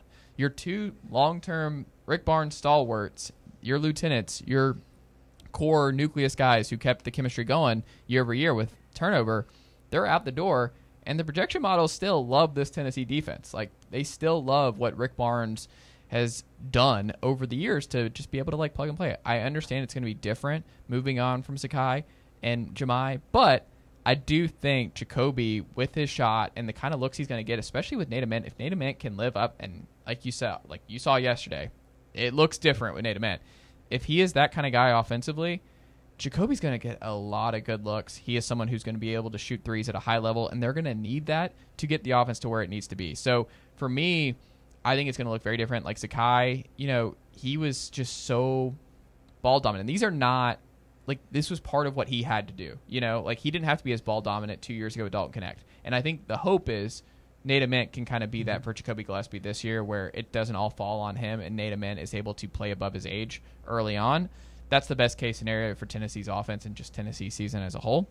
But I do think Jacoby, it's going to be one of those cool things where, man, when you have a league guard who is a scary, scary shooter, and the pick and pop threat with him and Ament and the pick and roll threat with him and Akpara, there are just a lot of different variations in the way that Tennessee can line up that I think leads to more possibilities and more potential offensive explosion than you saw under Zakai. Because Zakai was, like we said, an okay shooter. He made big shots. He was actually a lot more of a clutch shooter than he was just a fluid guy. Like, he made some tough, like, into shot clock, like, rainbow threes, and he did a lot. I mean, that Georgia game, he shot the ball really well this past year. Like, I think that was probably his best game this past year for Tennessee. Vandy at home, too. Vandy at home, too. Over. Yes. But I guess the reason I say Georgia is just that it was a complete game. Like, Zakai, sure, like, he was dominant from the moment that ball was tipped to the last second of that game.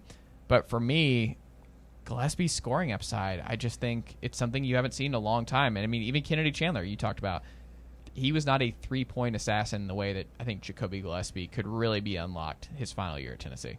So if you had to pick right now, Zakai Ziegler or Jacoby, who would you rather have on next year's team? The fact that you even have to pause about this is crazy to me. Because to me, you take Zakai every time. You're really putting me on the spot. I'm going to get you in trouble here, too. But to me, it's you've got it. Like, Zakai Ziegler is a guy who deserves to have his jersey retired type of level player. Oh, for sure. I'm 100% on board with that. But Jacoby Gillespie, with what I think he can be offensively, and I don't think you have that much of a drop-off defensively, and because the best offenses, generally speaking, win a national title, I'm going to say I'd rather have Gillespie this year. Wow. I would rather have Gillespie. Well, I mean, the thing is, we haven't seen Jacoby Gillespie play yet for Tennessee, so you just don't know how it is. I feel like Zakai is obviously the safer answer there, but I don't know. He's definitely safer. I think the floor is higher with Zakai. I think Gillespie might have a higher ceiling. That's for sure.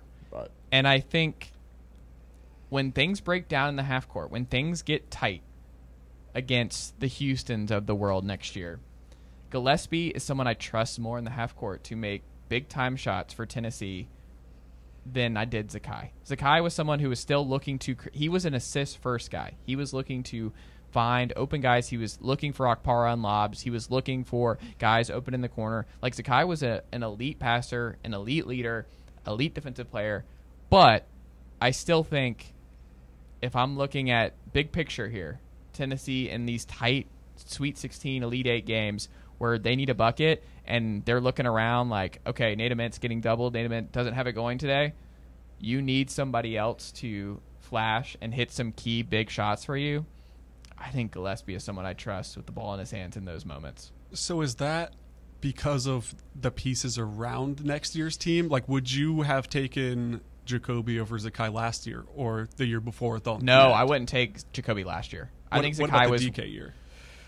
The DK year, I would take Jacoby. Wow. Okay, this is interesting. Yeah, because to me, maybe I'm just too high on Zakai, but I'm Zakai all the way through. Well, I think part of like what you needed from Zakai, because you were so thin last year, the margin of error was so thin that Zakai obviously having to play entire second halves, and you didn't have a backup guard that you can count on. That his cardio and work, like, you needed Zakai in a gigantic. You need Zakai all 4 years, and this is just bad by you, Ryan Sylvia, putting me in the spine. People are going to be mad at you, I think, for this. I love them both. It's a great problem to have. Like, I would like Kennedy Chandler and Zakai Ziegler and Jacoby Gillespie to be on my basketball teams, and I will see all three in 5 years here. But Jacoby Gillespie is the best shooter of all three, and I still just have a hard time seeing look at what Clayton did for Florida this past year and how important he was as a big-time late transfer for the Gators. I'm not saying Jacoby Gillespie is going to be Walter Clayton for you, but could he be one of the biggest league guard scorers in the SEC next year and be that kind of guy who can score at all three levels in a way that Tennessee has not had in a long time that I think really translates well to March? Yes. The best season of each of these guys, Jordan Bone, Kennedy Chandler, Zakai Ziegler, and then what you project Jacoby to be, who do you take for next year's team? Is it still Jacoby out of those four? Around this roster that we have right now? Yes. Oh, this is tough. I think I still take Jacoby. Wow. All right.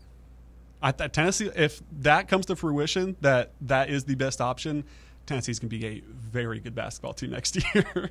I really like Jacoby.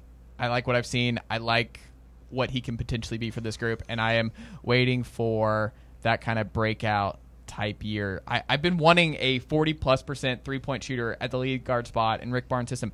The thing that I come back to is Tennessee can be a top 5 defense with or without Zakai Ziegler, with or without Jemai Mashak. The thing that they need, that final piece, is they need multiple guys who can score in crunch time with the game on the line when things get tight in the half court. And last year, the year prior, like, if Dalton didn't have the ball, like, Santi lost his confidence, Santi did, like, that was tough. Like, they did not have a lot of guys who wanted the ball in their hands with the game on the line in tight spots. I think Gillespie and Ament can be two of those guys. And Gillespie might be the number one guy there. I mean, you hope it's Nate Ament, but I love that potential combination. Like, if you told me that duo is one of the best dynamic duos in college basketball next year, that wouldn't surprise me. All right. Last question on this topic, because this is fascinating to me. Mm-hmm. Those four guys I named, rank the Jacoby 1 for the next year's team that you'd like to have. Where do the other three fit in? For next year's team, I would go Jacoby 1. I would go Zakai 2. Bone 3, Chandler 4. I like Bone 3, Chandler 4. I think Chandler is just not a good enough shooter for this group. And he's not the defensive first guy, leader guy that you would also need if you don't have that shooting. So for me, just because you have questions at the 2 spot and just how much shooting you're going to ultimately have, I think Kennedy is probably the worst fit on this year's team. So yeah, I'd probably go Jacoby 1, Zakai 2, Bone 3, Kennedy 4. And I love Kennedy Chandler, but this is not the team for Kennedy Chandler. And that's the thing. It's a good list to have. If Kennedy Chandler's your number 4 out of the 4, like, that means you have 4 fantastic point guards in the mix. I love it. Man, put me on the hot seat here right out of the gate, Ryan Sylvia. I think it's fair, though. These are all good problems to have, and we're all on this very program. Pro Zakai Ziegler, pro Jacoby Gillespie, pro Jordan Bone, pro Kennedy Chandler. But, hey, I'm big on Jacoby Gillespie and what that could mean come March. I don't think we'll know the Jacoby Gillespie dividends until March. Like, I think he is just someone who is going to come on when the lights are brightest, that if he can make some clutch shots and be that kind of go-to bucket getter, if Nate Ament doesn't have at that particular game, I don't know. He could be the story of March for Tennessee, and I think it's just a different kind of offensive upside that Tennessee has not had at the lead guard spot in a long time.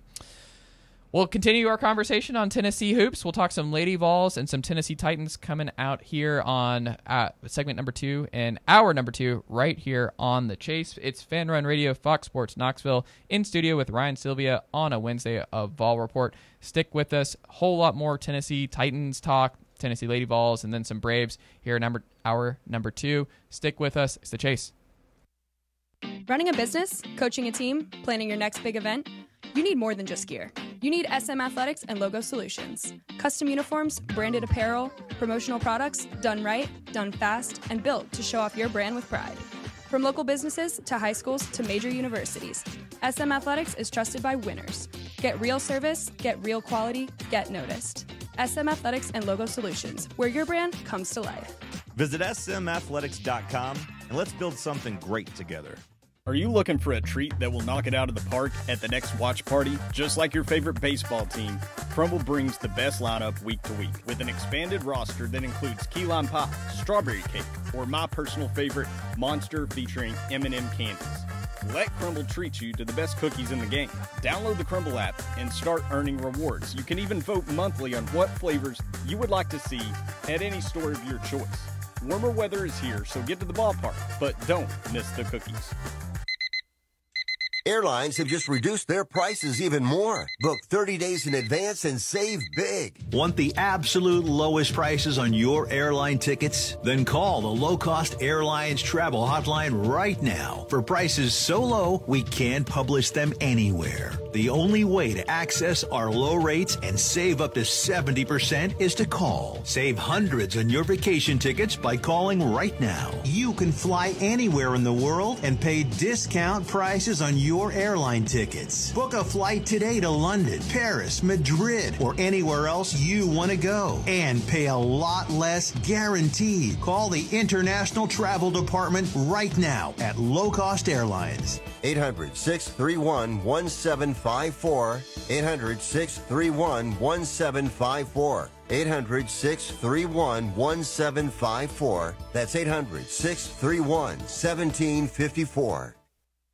Whether it's for happy hour, dinner, or to watch the big game, Country Burrito has you covered like queso. East Tennessee's most authentic dishes are waiting for you. Delicious street tacos, a fresh open salsa bar, and don't forget those homemade margaritas to wash it all down. Need pregame meals or tailgate food? Country Burrito's got you covered for the big game. Serving East Tennessee for over 10 years with 2 family-friendly locations, Hardin Valley and Pellissippi Parkway, or coming soon to 2052 Town Center Boulevard at North Shore. It's Country Burrito time in Tennessee.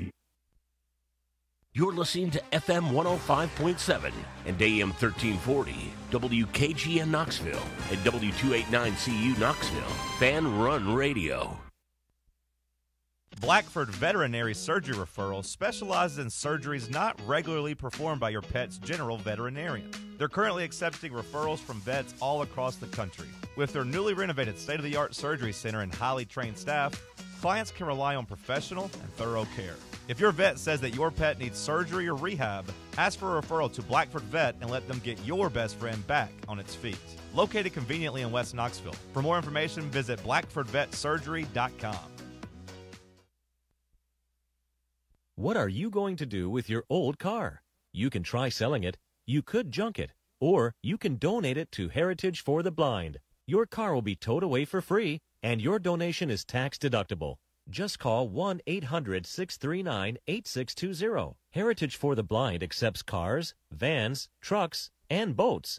It doesn't matter if your vehicle runs or not. It'll be towed away for free, and you'll be supporting those that need help. Heritage for the Blind is a nonprofit organization that helps the visually impaired live fuller lives. Call right now to donate your car. And as a special thank you for calling, you'll receive a free 3-day vacation voucher to many exciting locations. Call Heritage for the Blind right now. Call 1-800-639-8620. Donating is easy, and your vehicle is towed away for free. Plus, you'll get a free vacation voucher. Call now, 1-800-639-8620. That's 1-800-639-8620.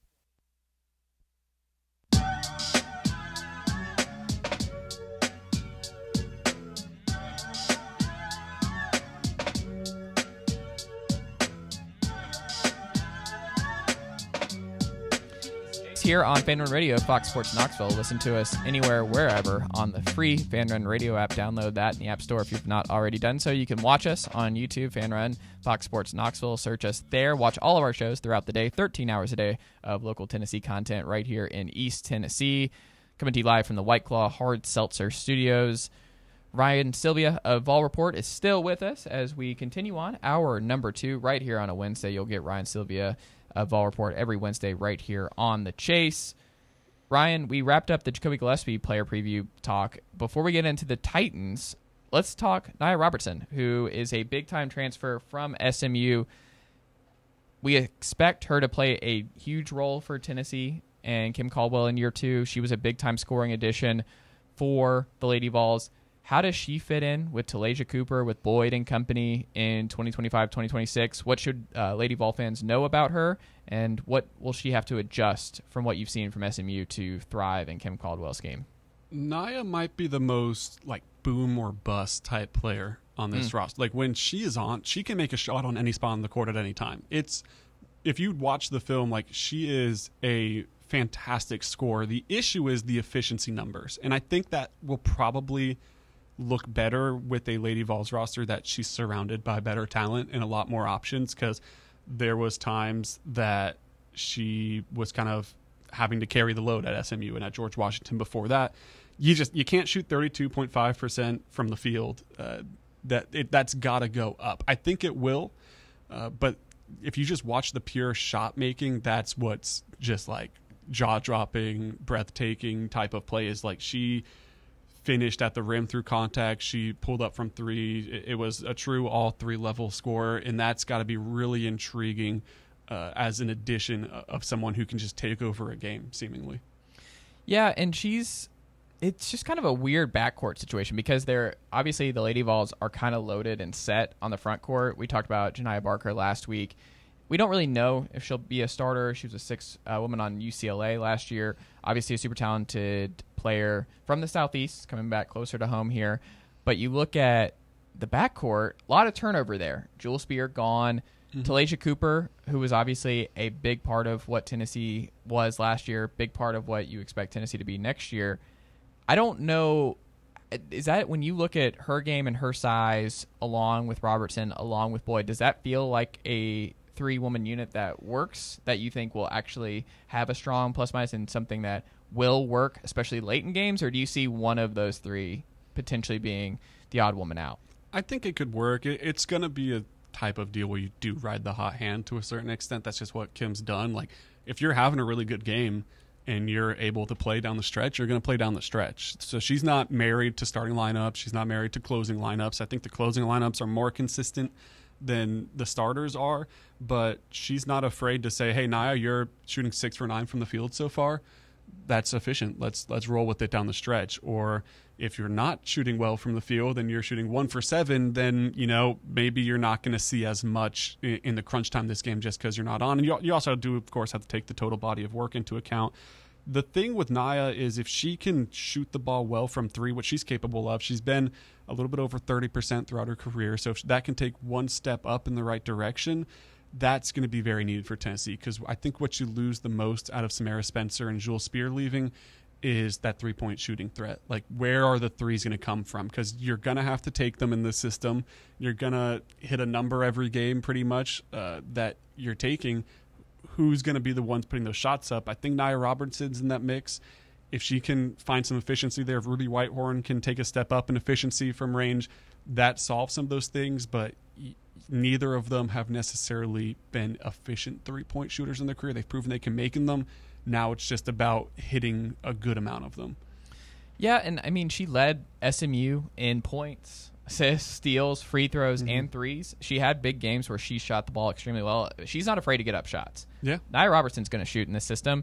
And I mean, Kim Caldwell talked about it. Her pace is something that she mentioned specifically when she announced the addition of Nia Robertson.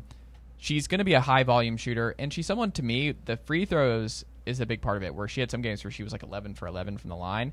I think when things get a little bit tight and stagnant for the Lady Vols, and Kim has no problem subbing people in and out, even at the late, so you could even swap depending on matchups and stuff like that for for Tennessee, but I do like the idea of Naya and Talasia as a combo closer combination, because I think they both excel at the line. Both are okay with being a high usage offensive player, that when things do get a little bit tight, those two being the two that you turn to would not be surprising to me. And that would be a gross combo in the press, too. Like, Mm-hmm. Nia Robertson's a very good defender. I think she's going to thrive as someone in this press who's going to be picking off passes and getting free points that way as well. And that's what Kim talks about a lot, like especially with Talasia Cooper. It was, hey, Talasia, if you're not happy with the amount of shots you're getting or the points you're putting up, the best way to change that is get a steal in transition and have a free layup. And I think Nia Robertson, someone that could benefit from that too, is, get your hand on some balls and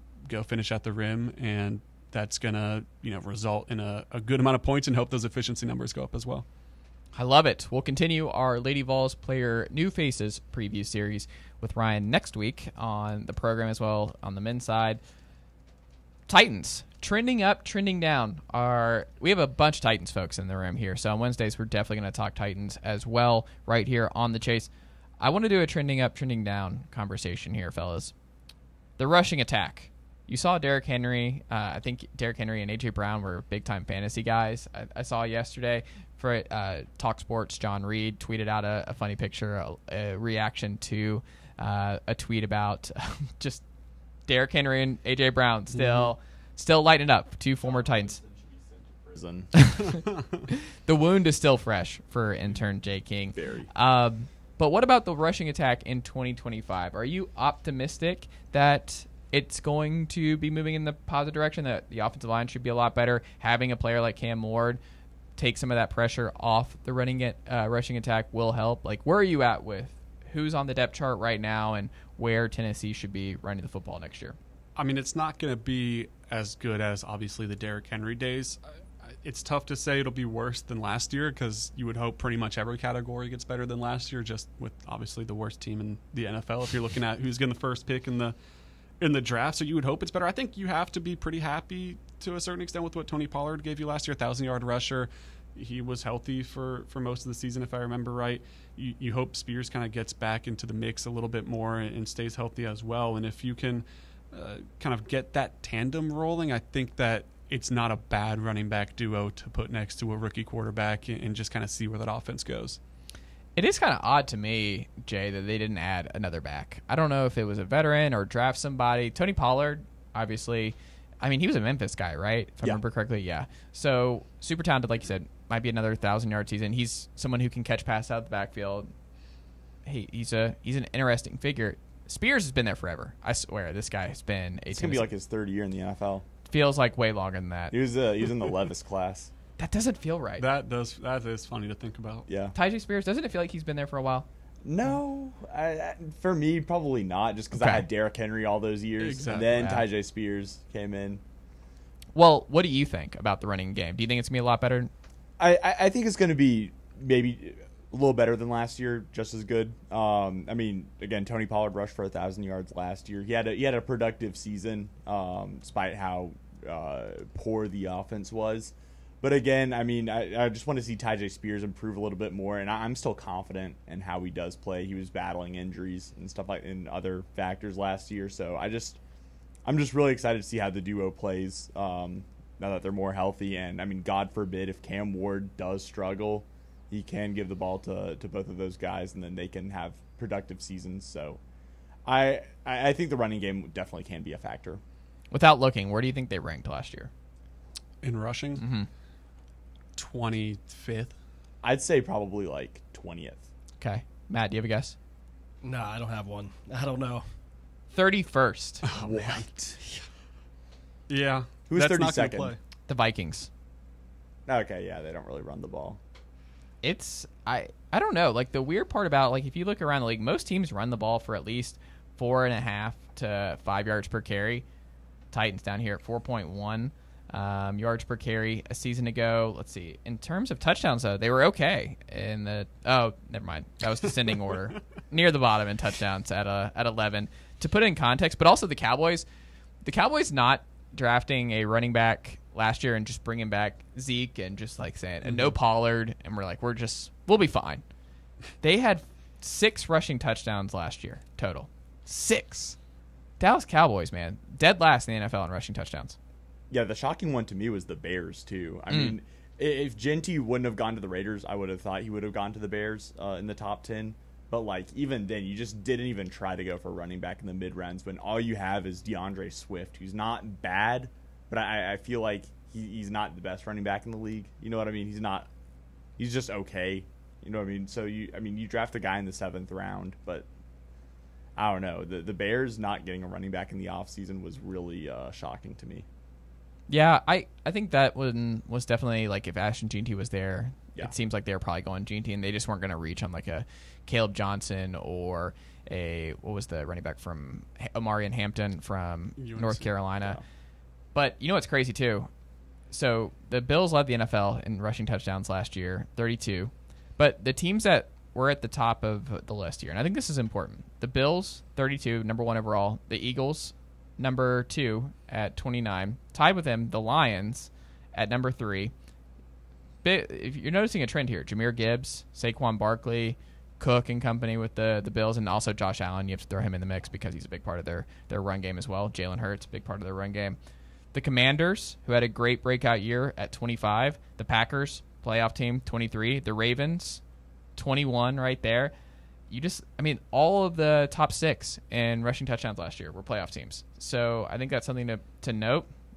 And also, look away, Tennessee Titans fans, because who do you think led the NFL in yards per carry last season as a team running the football? I would guess the Baltimore Ravens. It's the Baltimore Ravens. Yeah. 5.8 yards per carry last year. Derrick Henry still had some in the tank. Not shocking at all. No. And that's what it's tough to see the Titans rank this low in these rushing stats because since they made the move to Tennessee, they've been so good. Like, there's not been a better trio of running backs than Eddie George, Derrick Henry, Chris Johnson across the NFL since the turn of the century. No. So it's weird to see them have this issue in the first place, I guess, just with the history of running backs that have worn the two-tone blue. And again, it's just a transition year as well. So I think that is a good way to look at it, too. Like, the gap between Chris Johnson and Derrick Henry wasn't the most beautiful per se, I guess. No, you had a few years of Bishop Sankey and Antonio Andrews in there. But so you could look at it like that. Maybe this is just the gap until you get that fourth guy since they've moved over. Chris Johnson is unfairly overlooked by Titans fans. I love Chris Johnson. Derrick Henry was awesome. Chris Johnson was so much fun. I think Chris Johnson is appreciated by Titans fans, but overlooked by NFL fans. Okay. Yes, I love Chris Johnson so much. He was slightly before my time, but even then, I still love watching Chris Johnson highlights. He's like the one player where he just looked like he ran normal, but everyone else looked like they were in slow motion trying to catch him. Prime Chris Johnson. An all-timer, because, where was he in college? He was a small school guy. ECU. And then you have, like, the Corey Davis, where didn't really work the same way from Western Michigan. He's a beloved player in Titans. Like, everyone loves Corey Davis, I feel like. Yeah, Chris Johnson was exactly my time. He was my background on my PS3 and stuff like that. So I do have a special spot in my heart for Chris Johnson. I think Titans fans tip their cap to Chris Johnson. Yeah. I think it's the overall NFL fandom that maybe doesn't appreciate CJ2K enough. Yeah.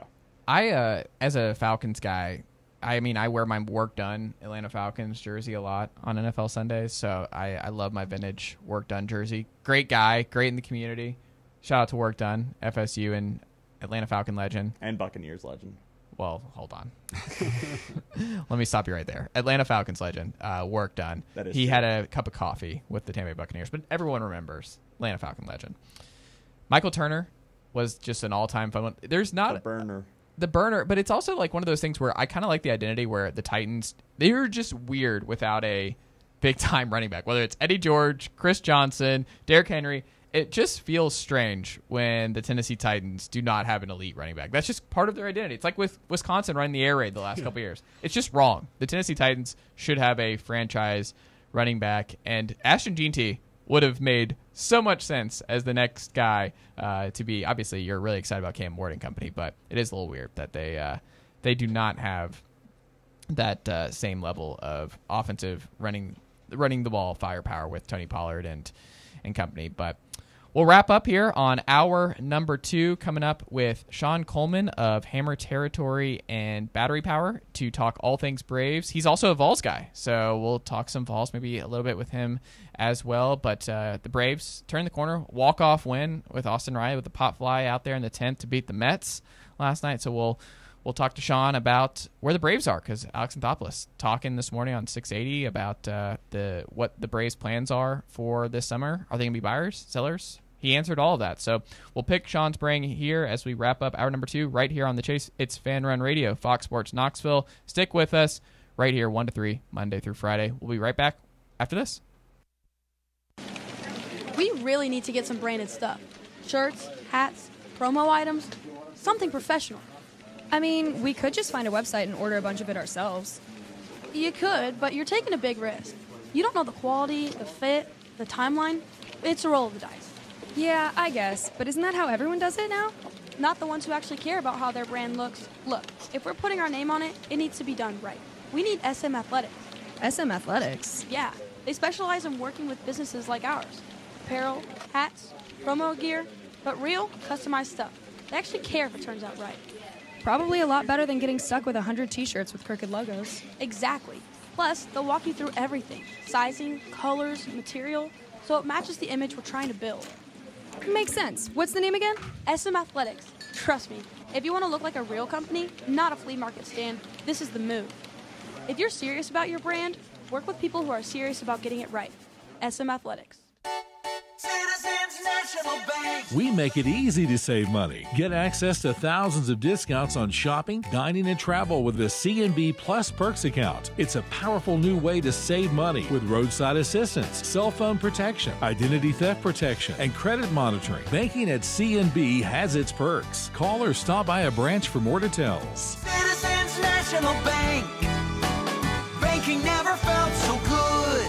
Member FDIC.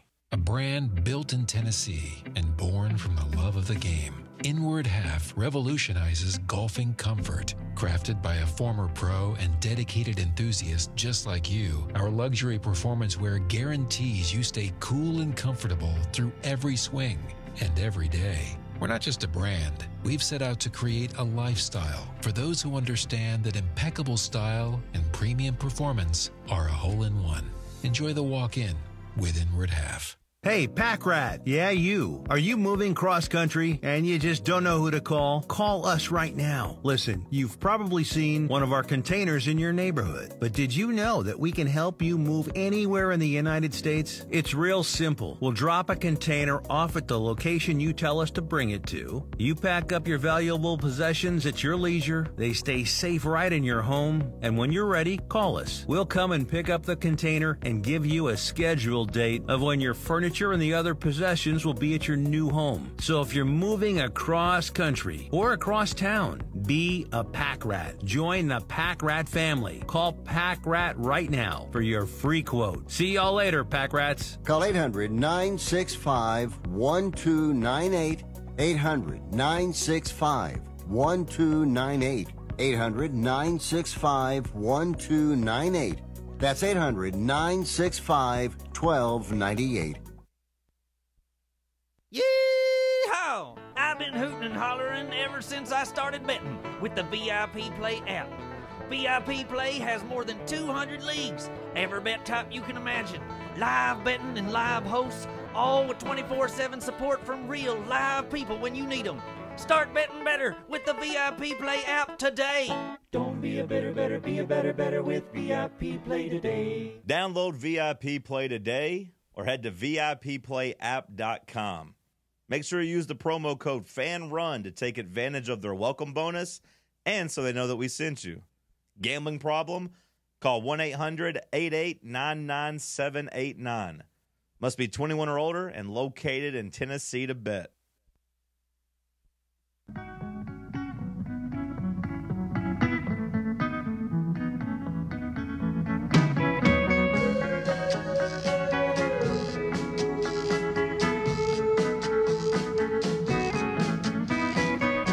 The Chase here on Fan Run Radio, Fox Sports Knoxville, wrapping up hour number 2 right here with Fall Reports. Ryan, Sylvia on a Wednesday. We've got a Vol on the line right now. He's also a Braves guy. He checks all the right boxes here. Sean Coleman of Hammer Territory and Battery Power. He writes and talks all things Atlanta Braves all the time. Make sure you give him a follow and keep up with his work all over the internet. Sean, good afternoon, sir. How are you? Hey, Chase, how are you doing? Thanks for having me on. Good to get to talk with you.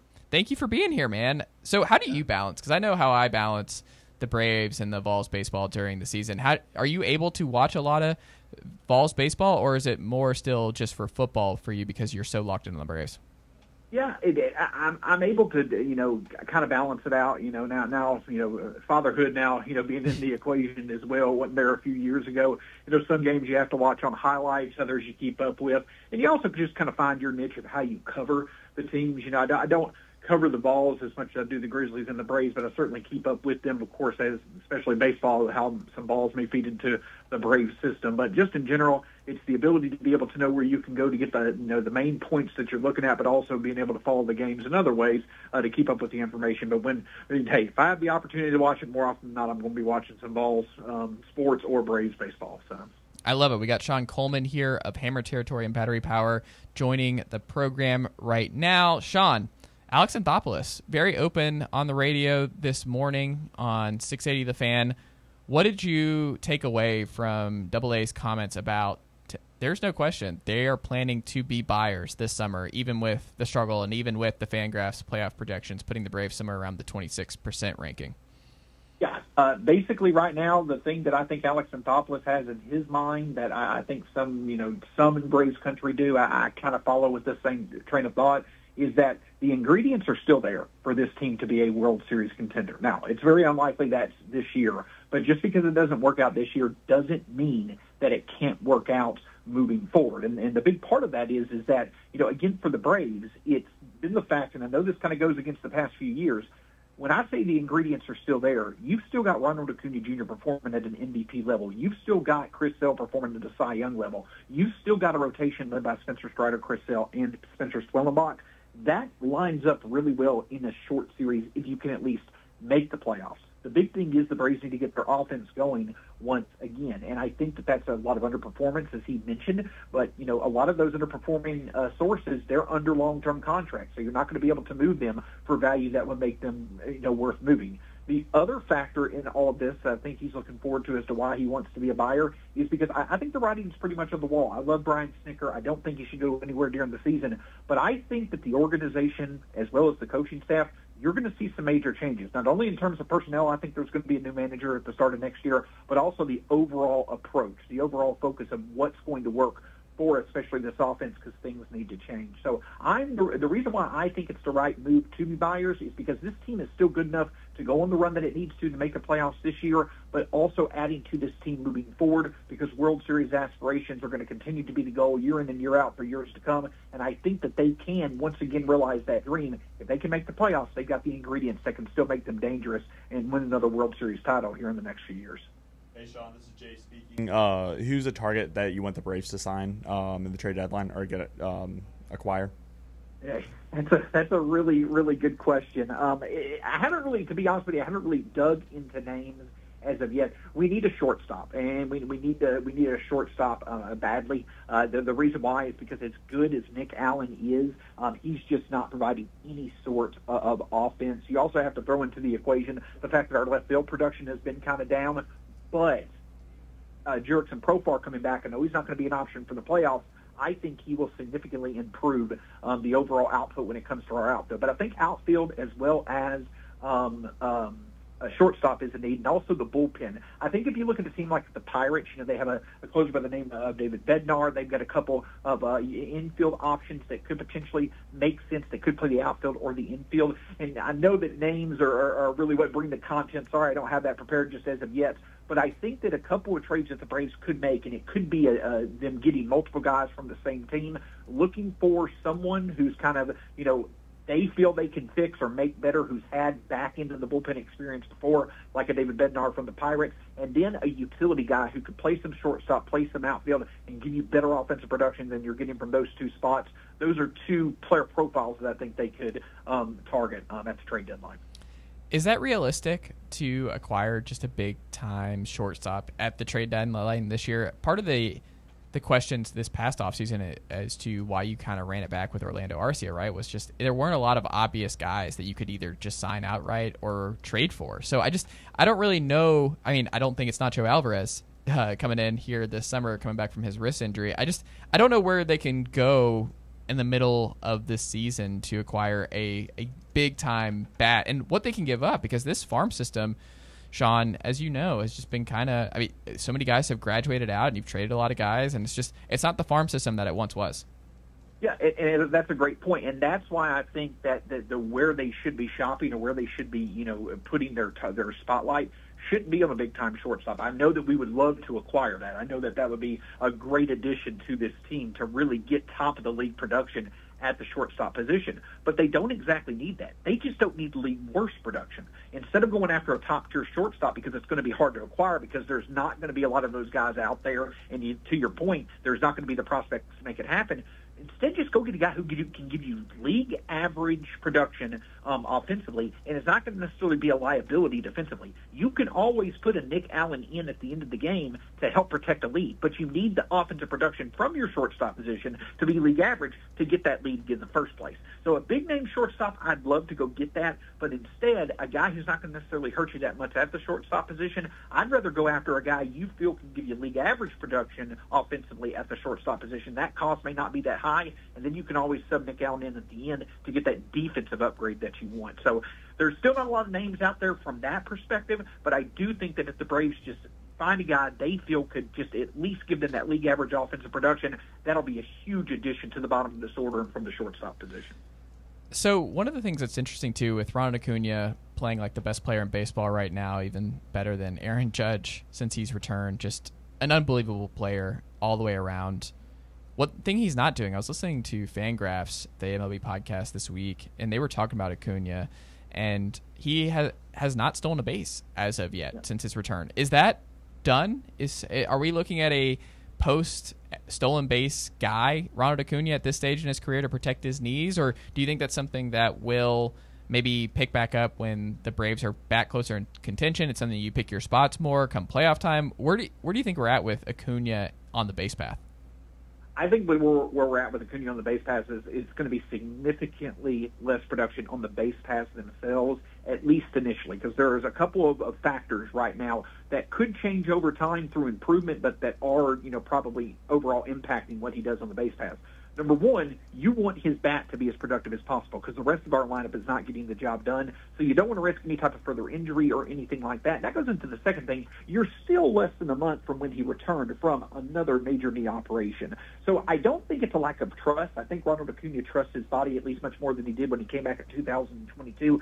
I think he's just kind of easing his way into the process of stealing bases again. Listen, the Braves just need him on base, and they need him to be able to run the bases when they put the ball in play, as infrequent as that is with runners in scoring position. But I think right now the Braves are just kind of managing Ronald Acuna that's going to give them the most impact where they need it the most, and that is him being one of the best all-around offensive players at the plate. So I think in time, as we go further through the season, maybe in the second half of the season, you'll start to see him run more. I think, though, from this point on, you're probably going to see him on a per 162 basis, probably get 20 to 25 stolen bases. I don't think we're going to, equate to 50 to 70 anymore, but I think he can still be a guy that steals 20 to 30 bases, but that's probably going to be more next year. This year, the focus is just continuing to allow for him to produce at the plate and then kind of ease into getting more aggressive on the base paths, especially if our offense hopefully improves in the second half of the season.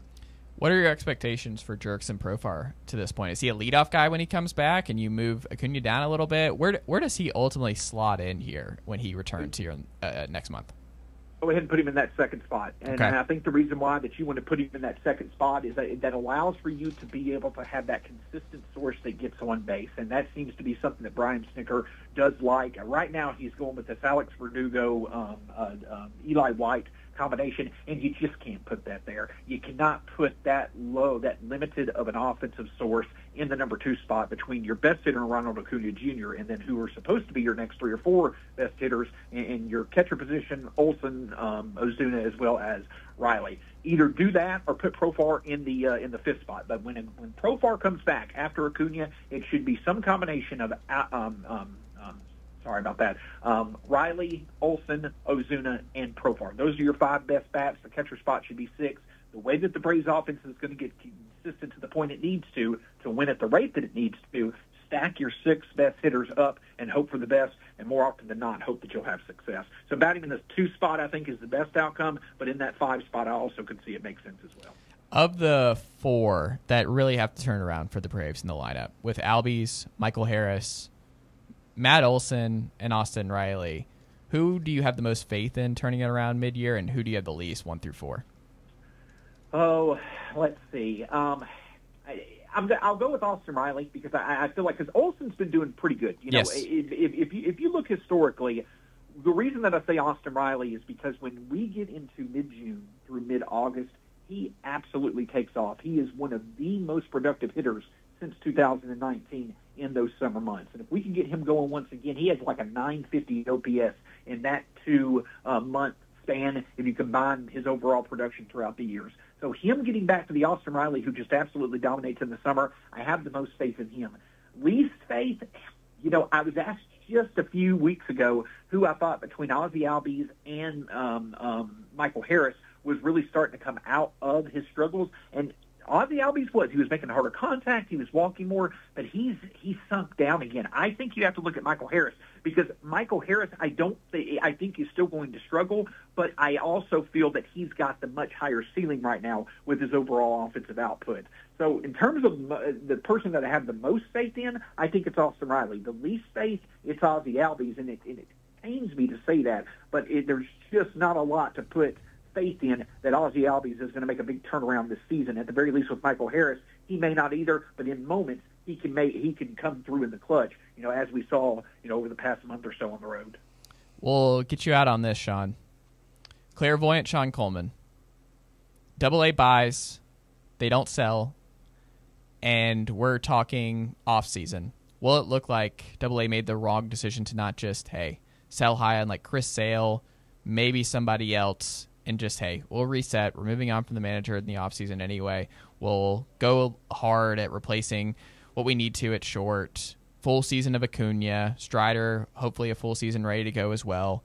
That, hey, I understand why we tried to go for it, but ultimately we should have gotten some value out of Chris Sale at this point in his career and just done him a solid somewhere. Or do you think AA will be vindicated and the Braves defy the projections, make the playoffs, and everything comes together at the right time? So I don't necessarily. I think it's kind of in the middle because Okay. I don't necessarily know if that comes together. AA is vindicated will happen this year, but I do feel very confident that Chris Sale is going to be able to maintain an elite level of effectiveness further into his 30s than most pitchers would. And I think that over the next 1 to 2 years, you have to think he doesn't have as much miles on his arm as a lot of pitchers at his age do, because over that 5-year period from his late 20s into his early 30s, he was out with random injuries, not arm injuries, but out with random injuries. So he did have Tommy John surgery. He doesn't have as much mileage. He knows his arm pretty well, and I think also his overall stuff is going to maintain pretty effective.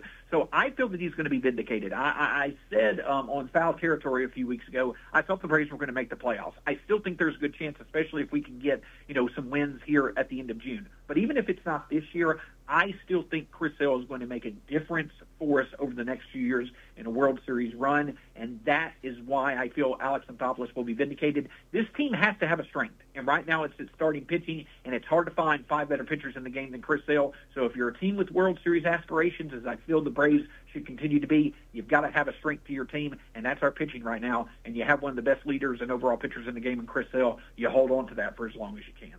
Sean Coleman, Hammer Territory, Battery Power, does great work each and every day covering the Atlanta Braves. Thank you so much for the time, my friend, and the optimism. It felt good, and we'll have to check back in again later on this summer.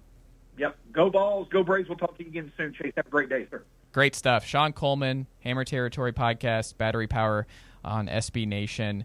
Great stuff from Sean Coleman there, and a VFL, Sean Coleman. So good crossover there for all of us Vols folks who are hoping that the Atlanta Braves turn things around here this summer.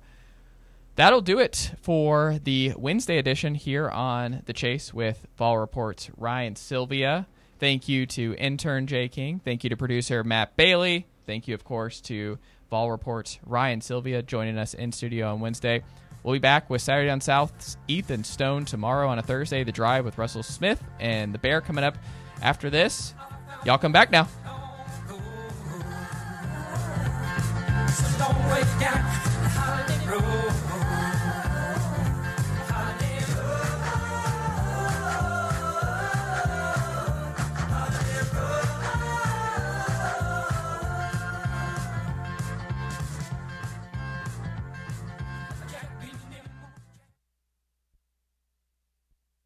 Are you ready to show off that confident, radiant smile you've always dreamed of? Well, here at Knoxville Smiles, we're ready to turn your dream into a reality. At Knoxville Smiles, we're more than just a dental practice. We're your partners in achieving optimum oral health. From routine cleanings and checkups to advanced cosmetics and restorative procedures, we offer a wide range of services in an environment that makes every visit a positive and comfortable experience. At Knoxville Smiles, it's about more than just treatments. We're focused on creating a welcoming environment where you feel like family. Our state-of-the-art facilities are designed with your comfort in mind, and our friendly staff is always ready to address your questions and concerns. Don't wait any longer to achieve a beautiful smile you deserve. Schedule your appointment at Knoxville Smiles today and take that first step towards a healthier, happier you. Call us at 865-539-1776 to book your appointment today, or just visit our website at knoxvillesmiles.com. Ready to launch your career? Axel Logistics is a leading third-party logistics company where excellence is an energy. With an award-winning culture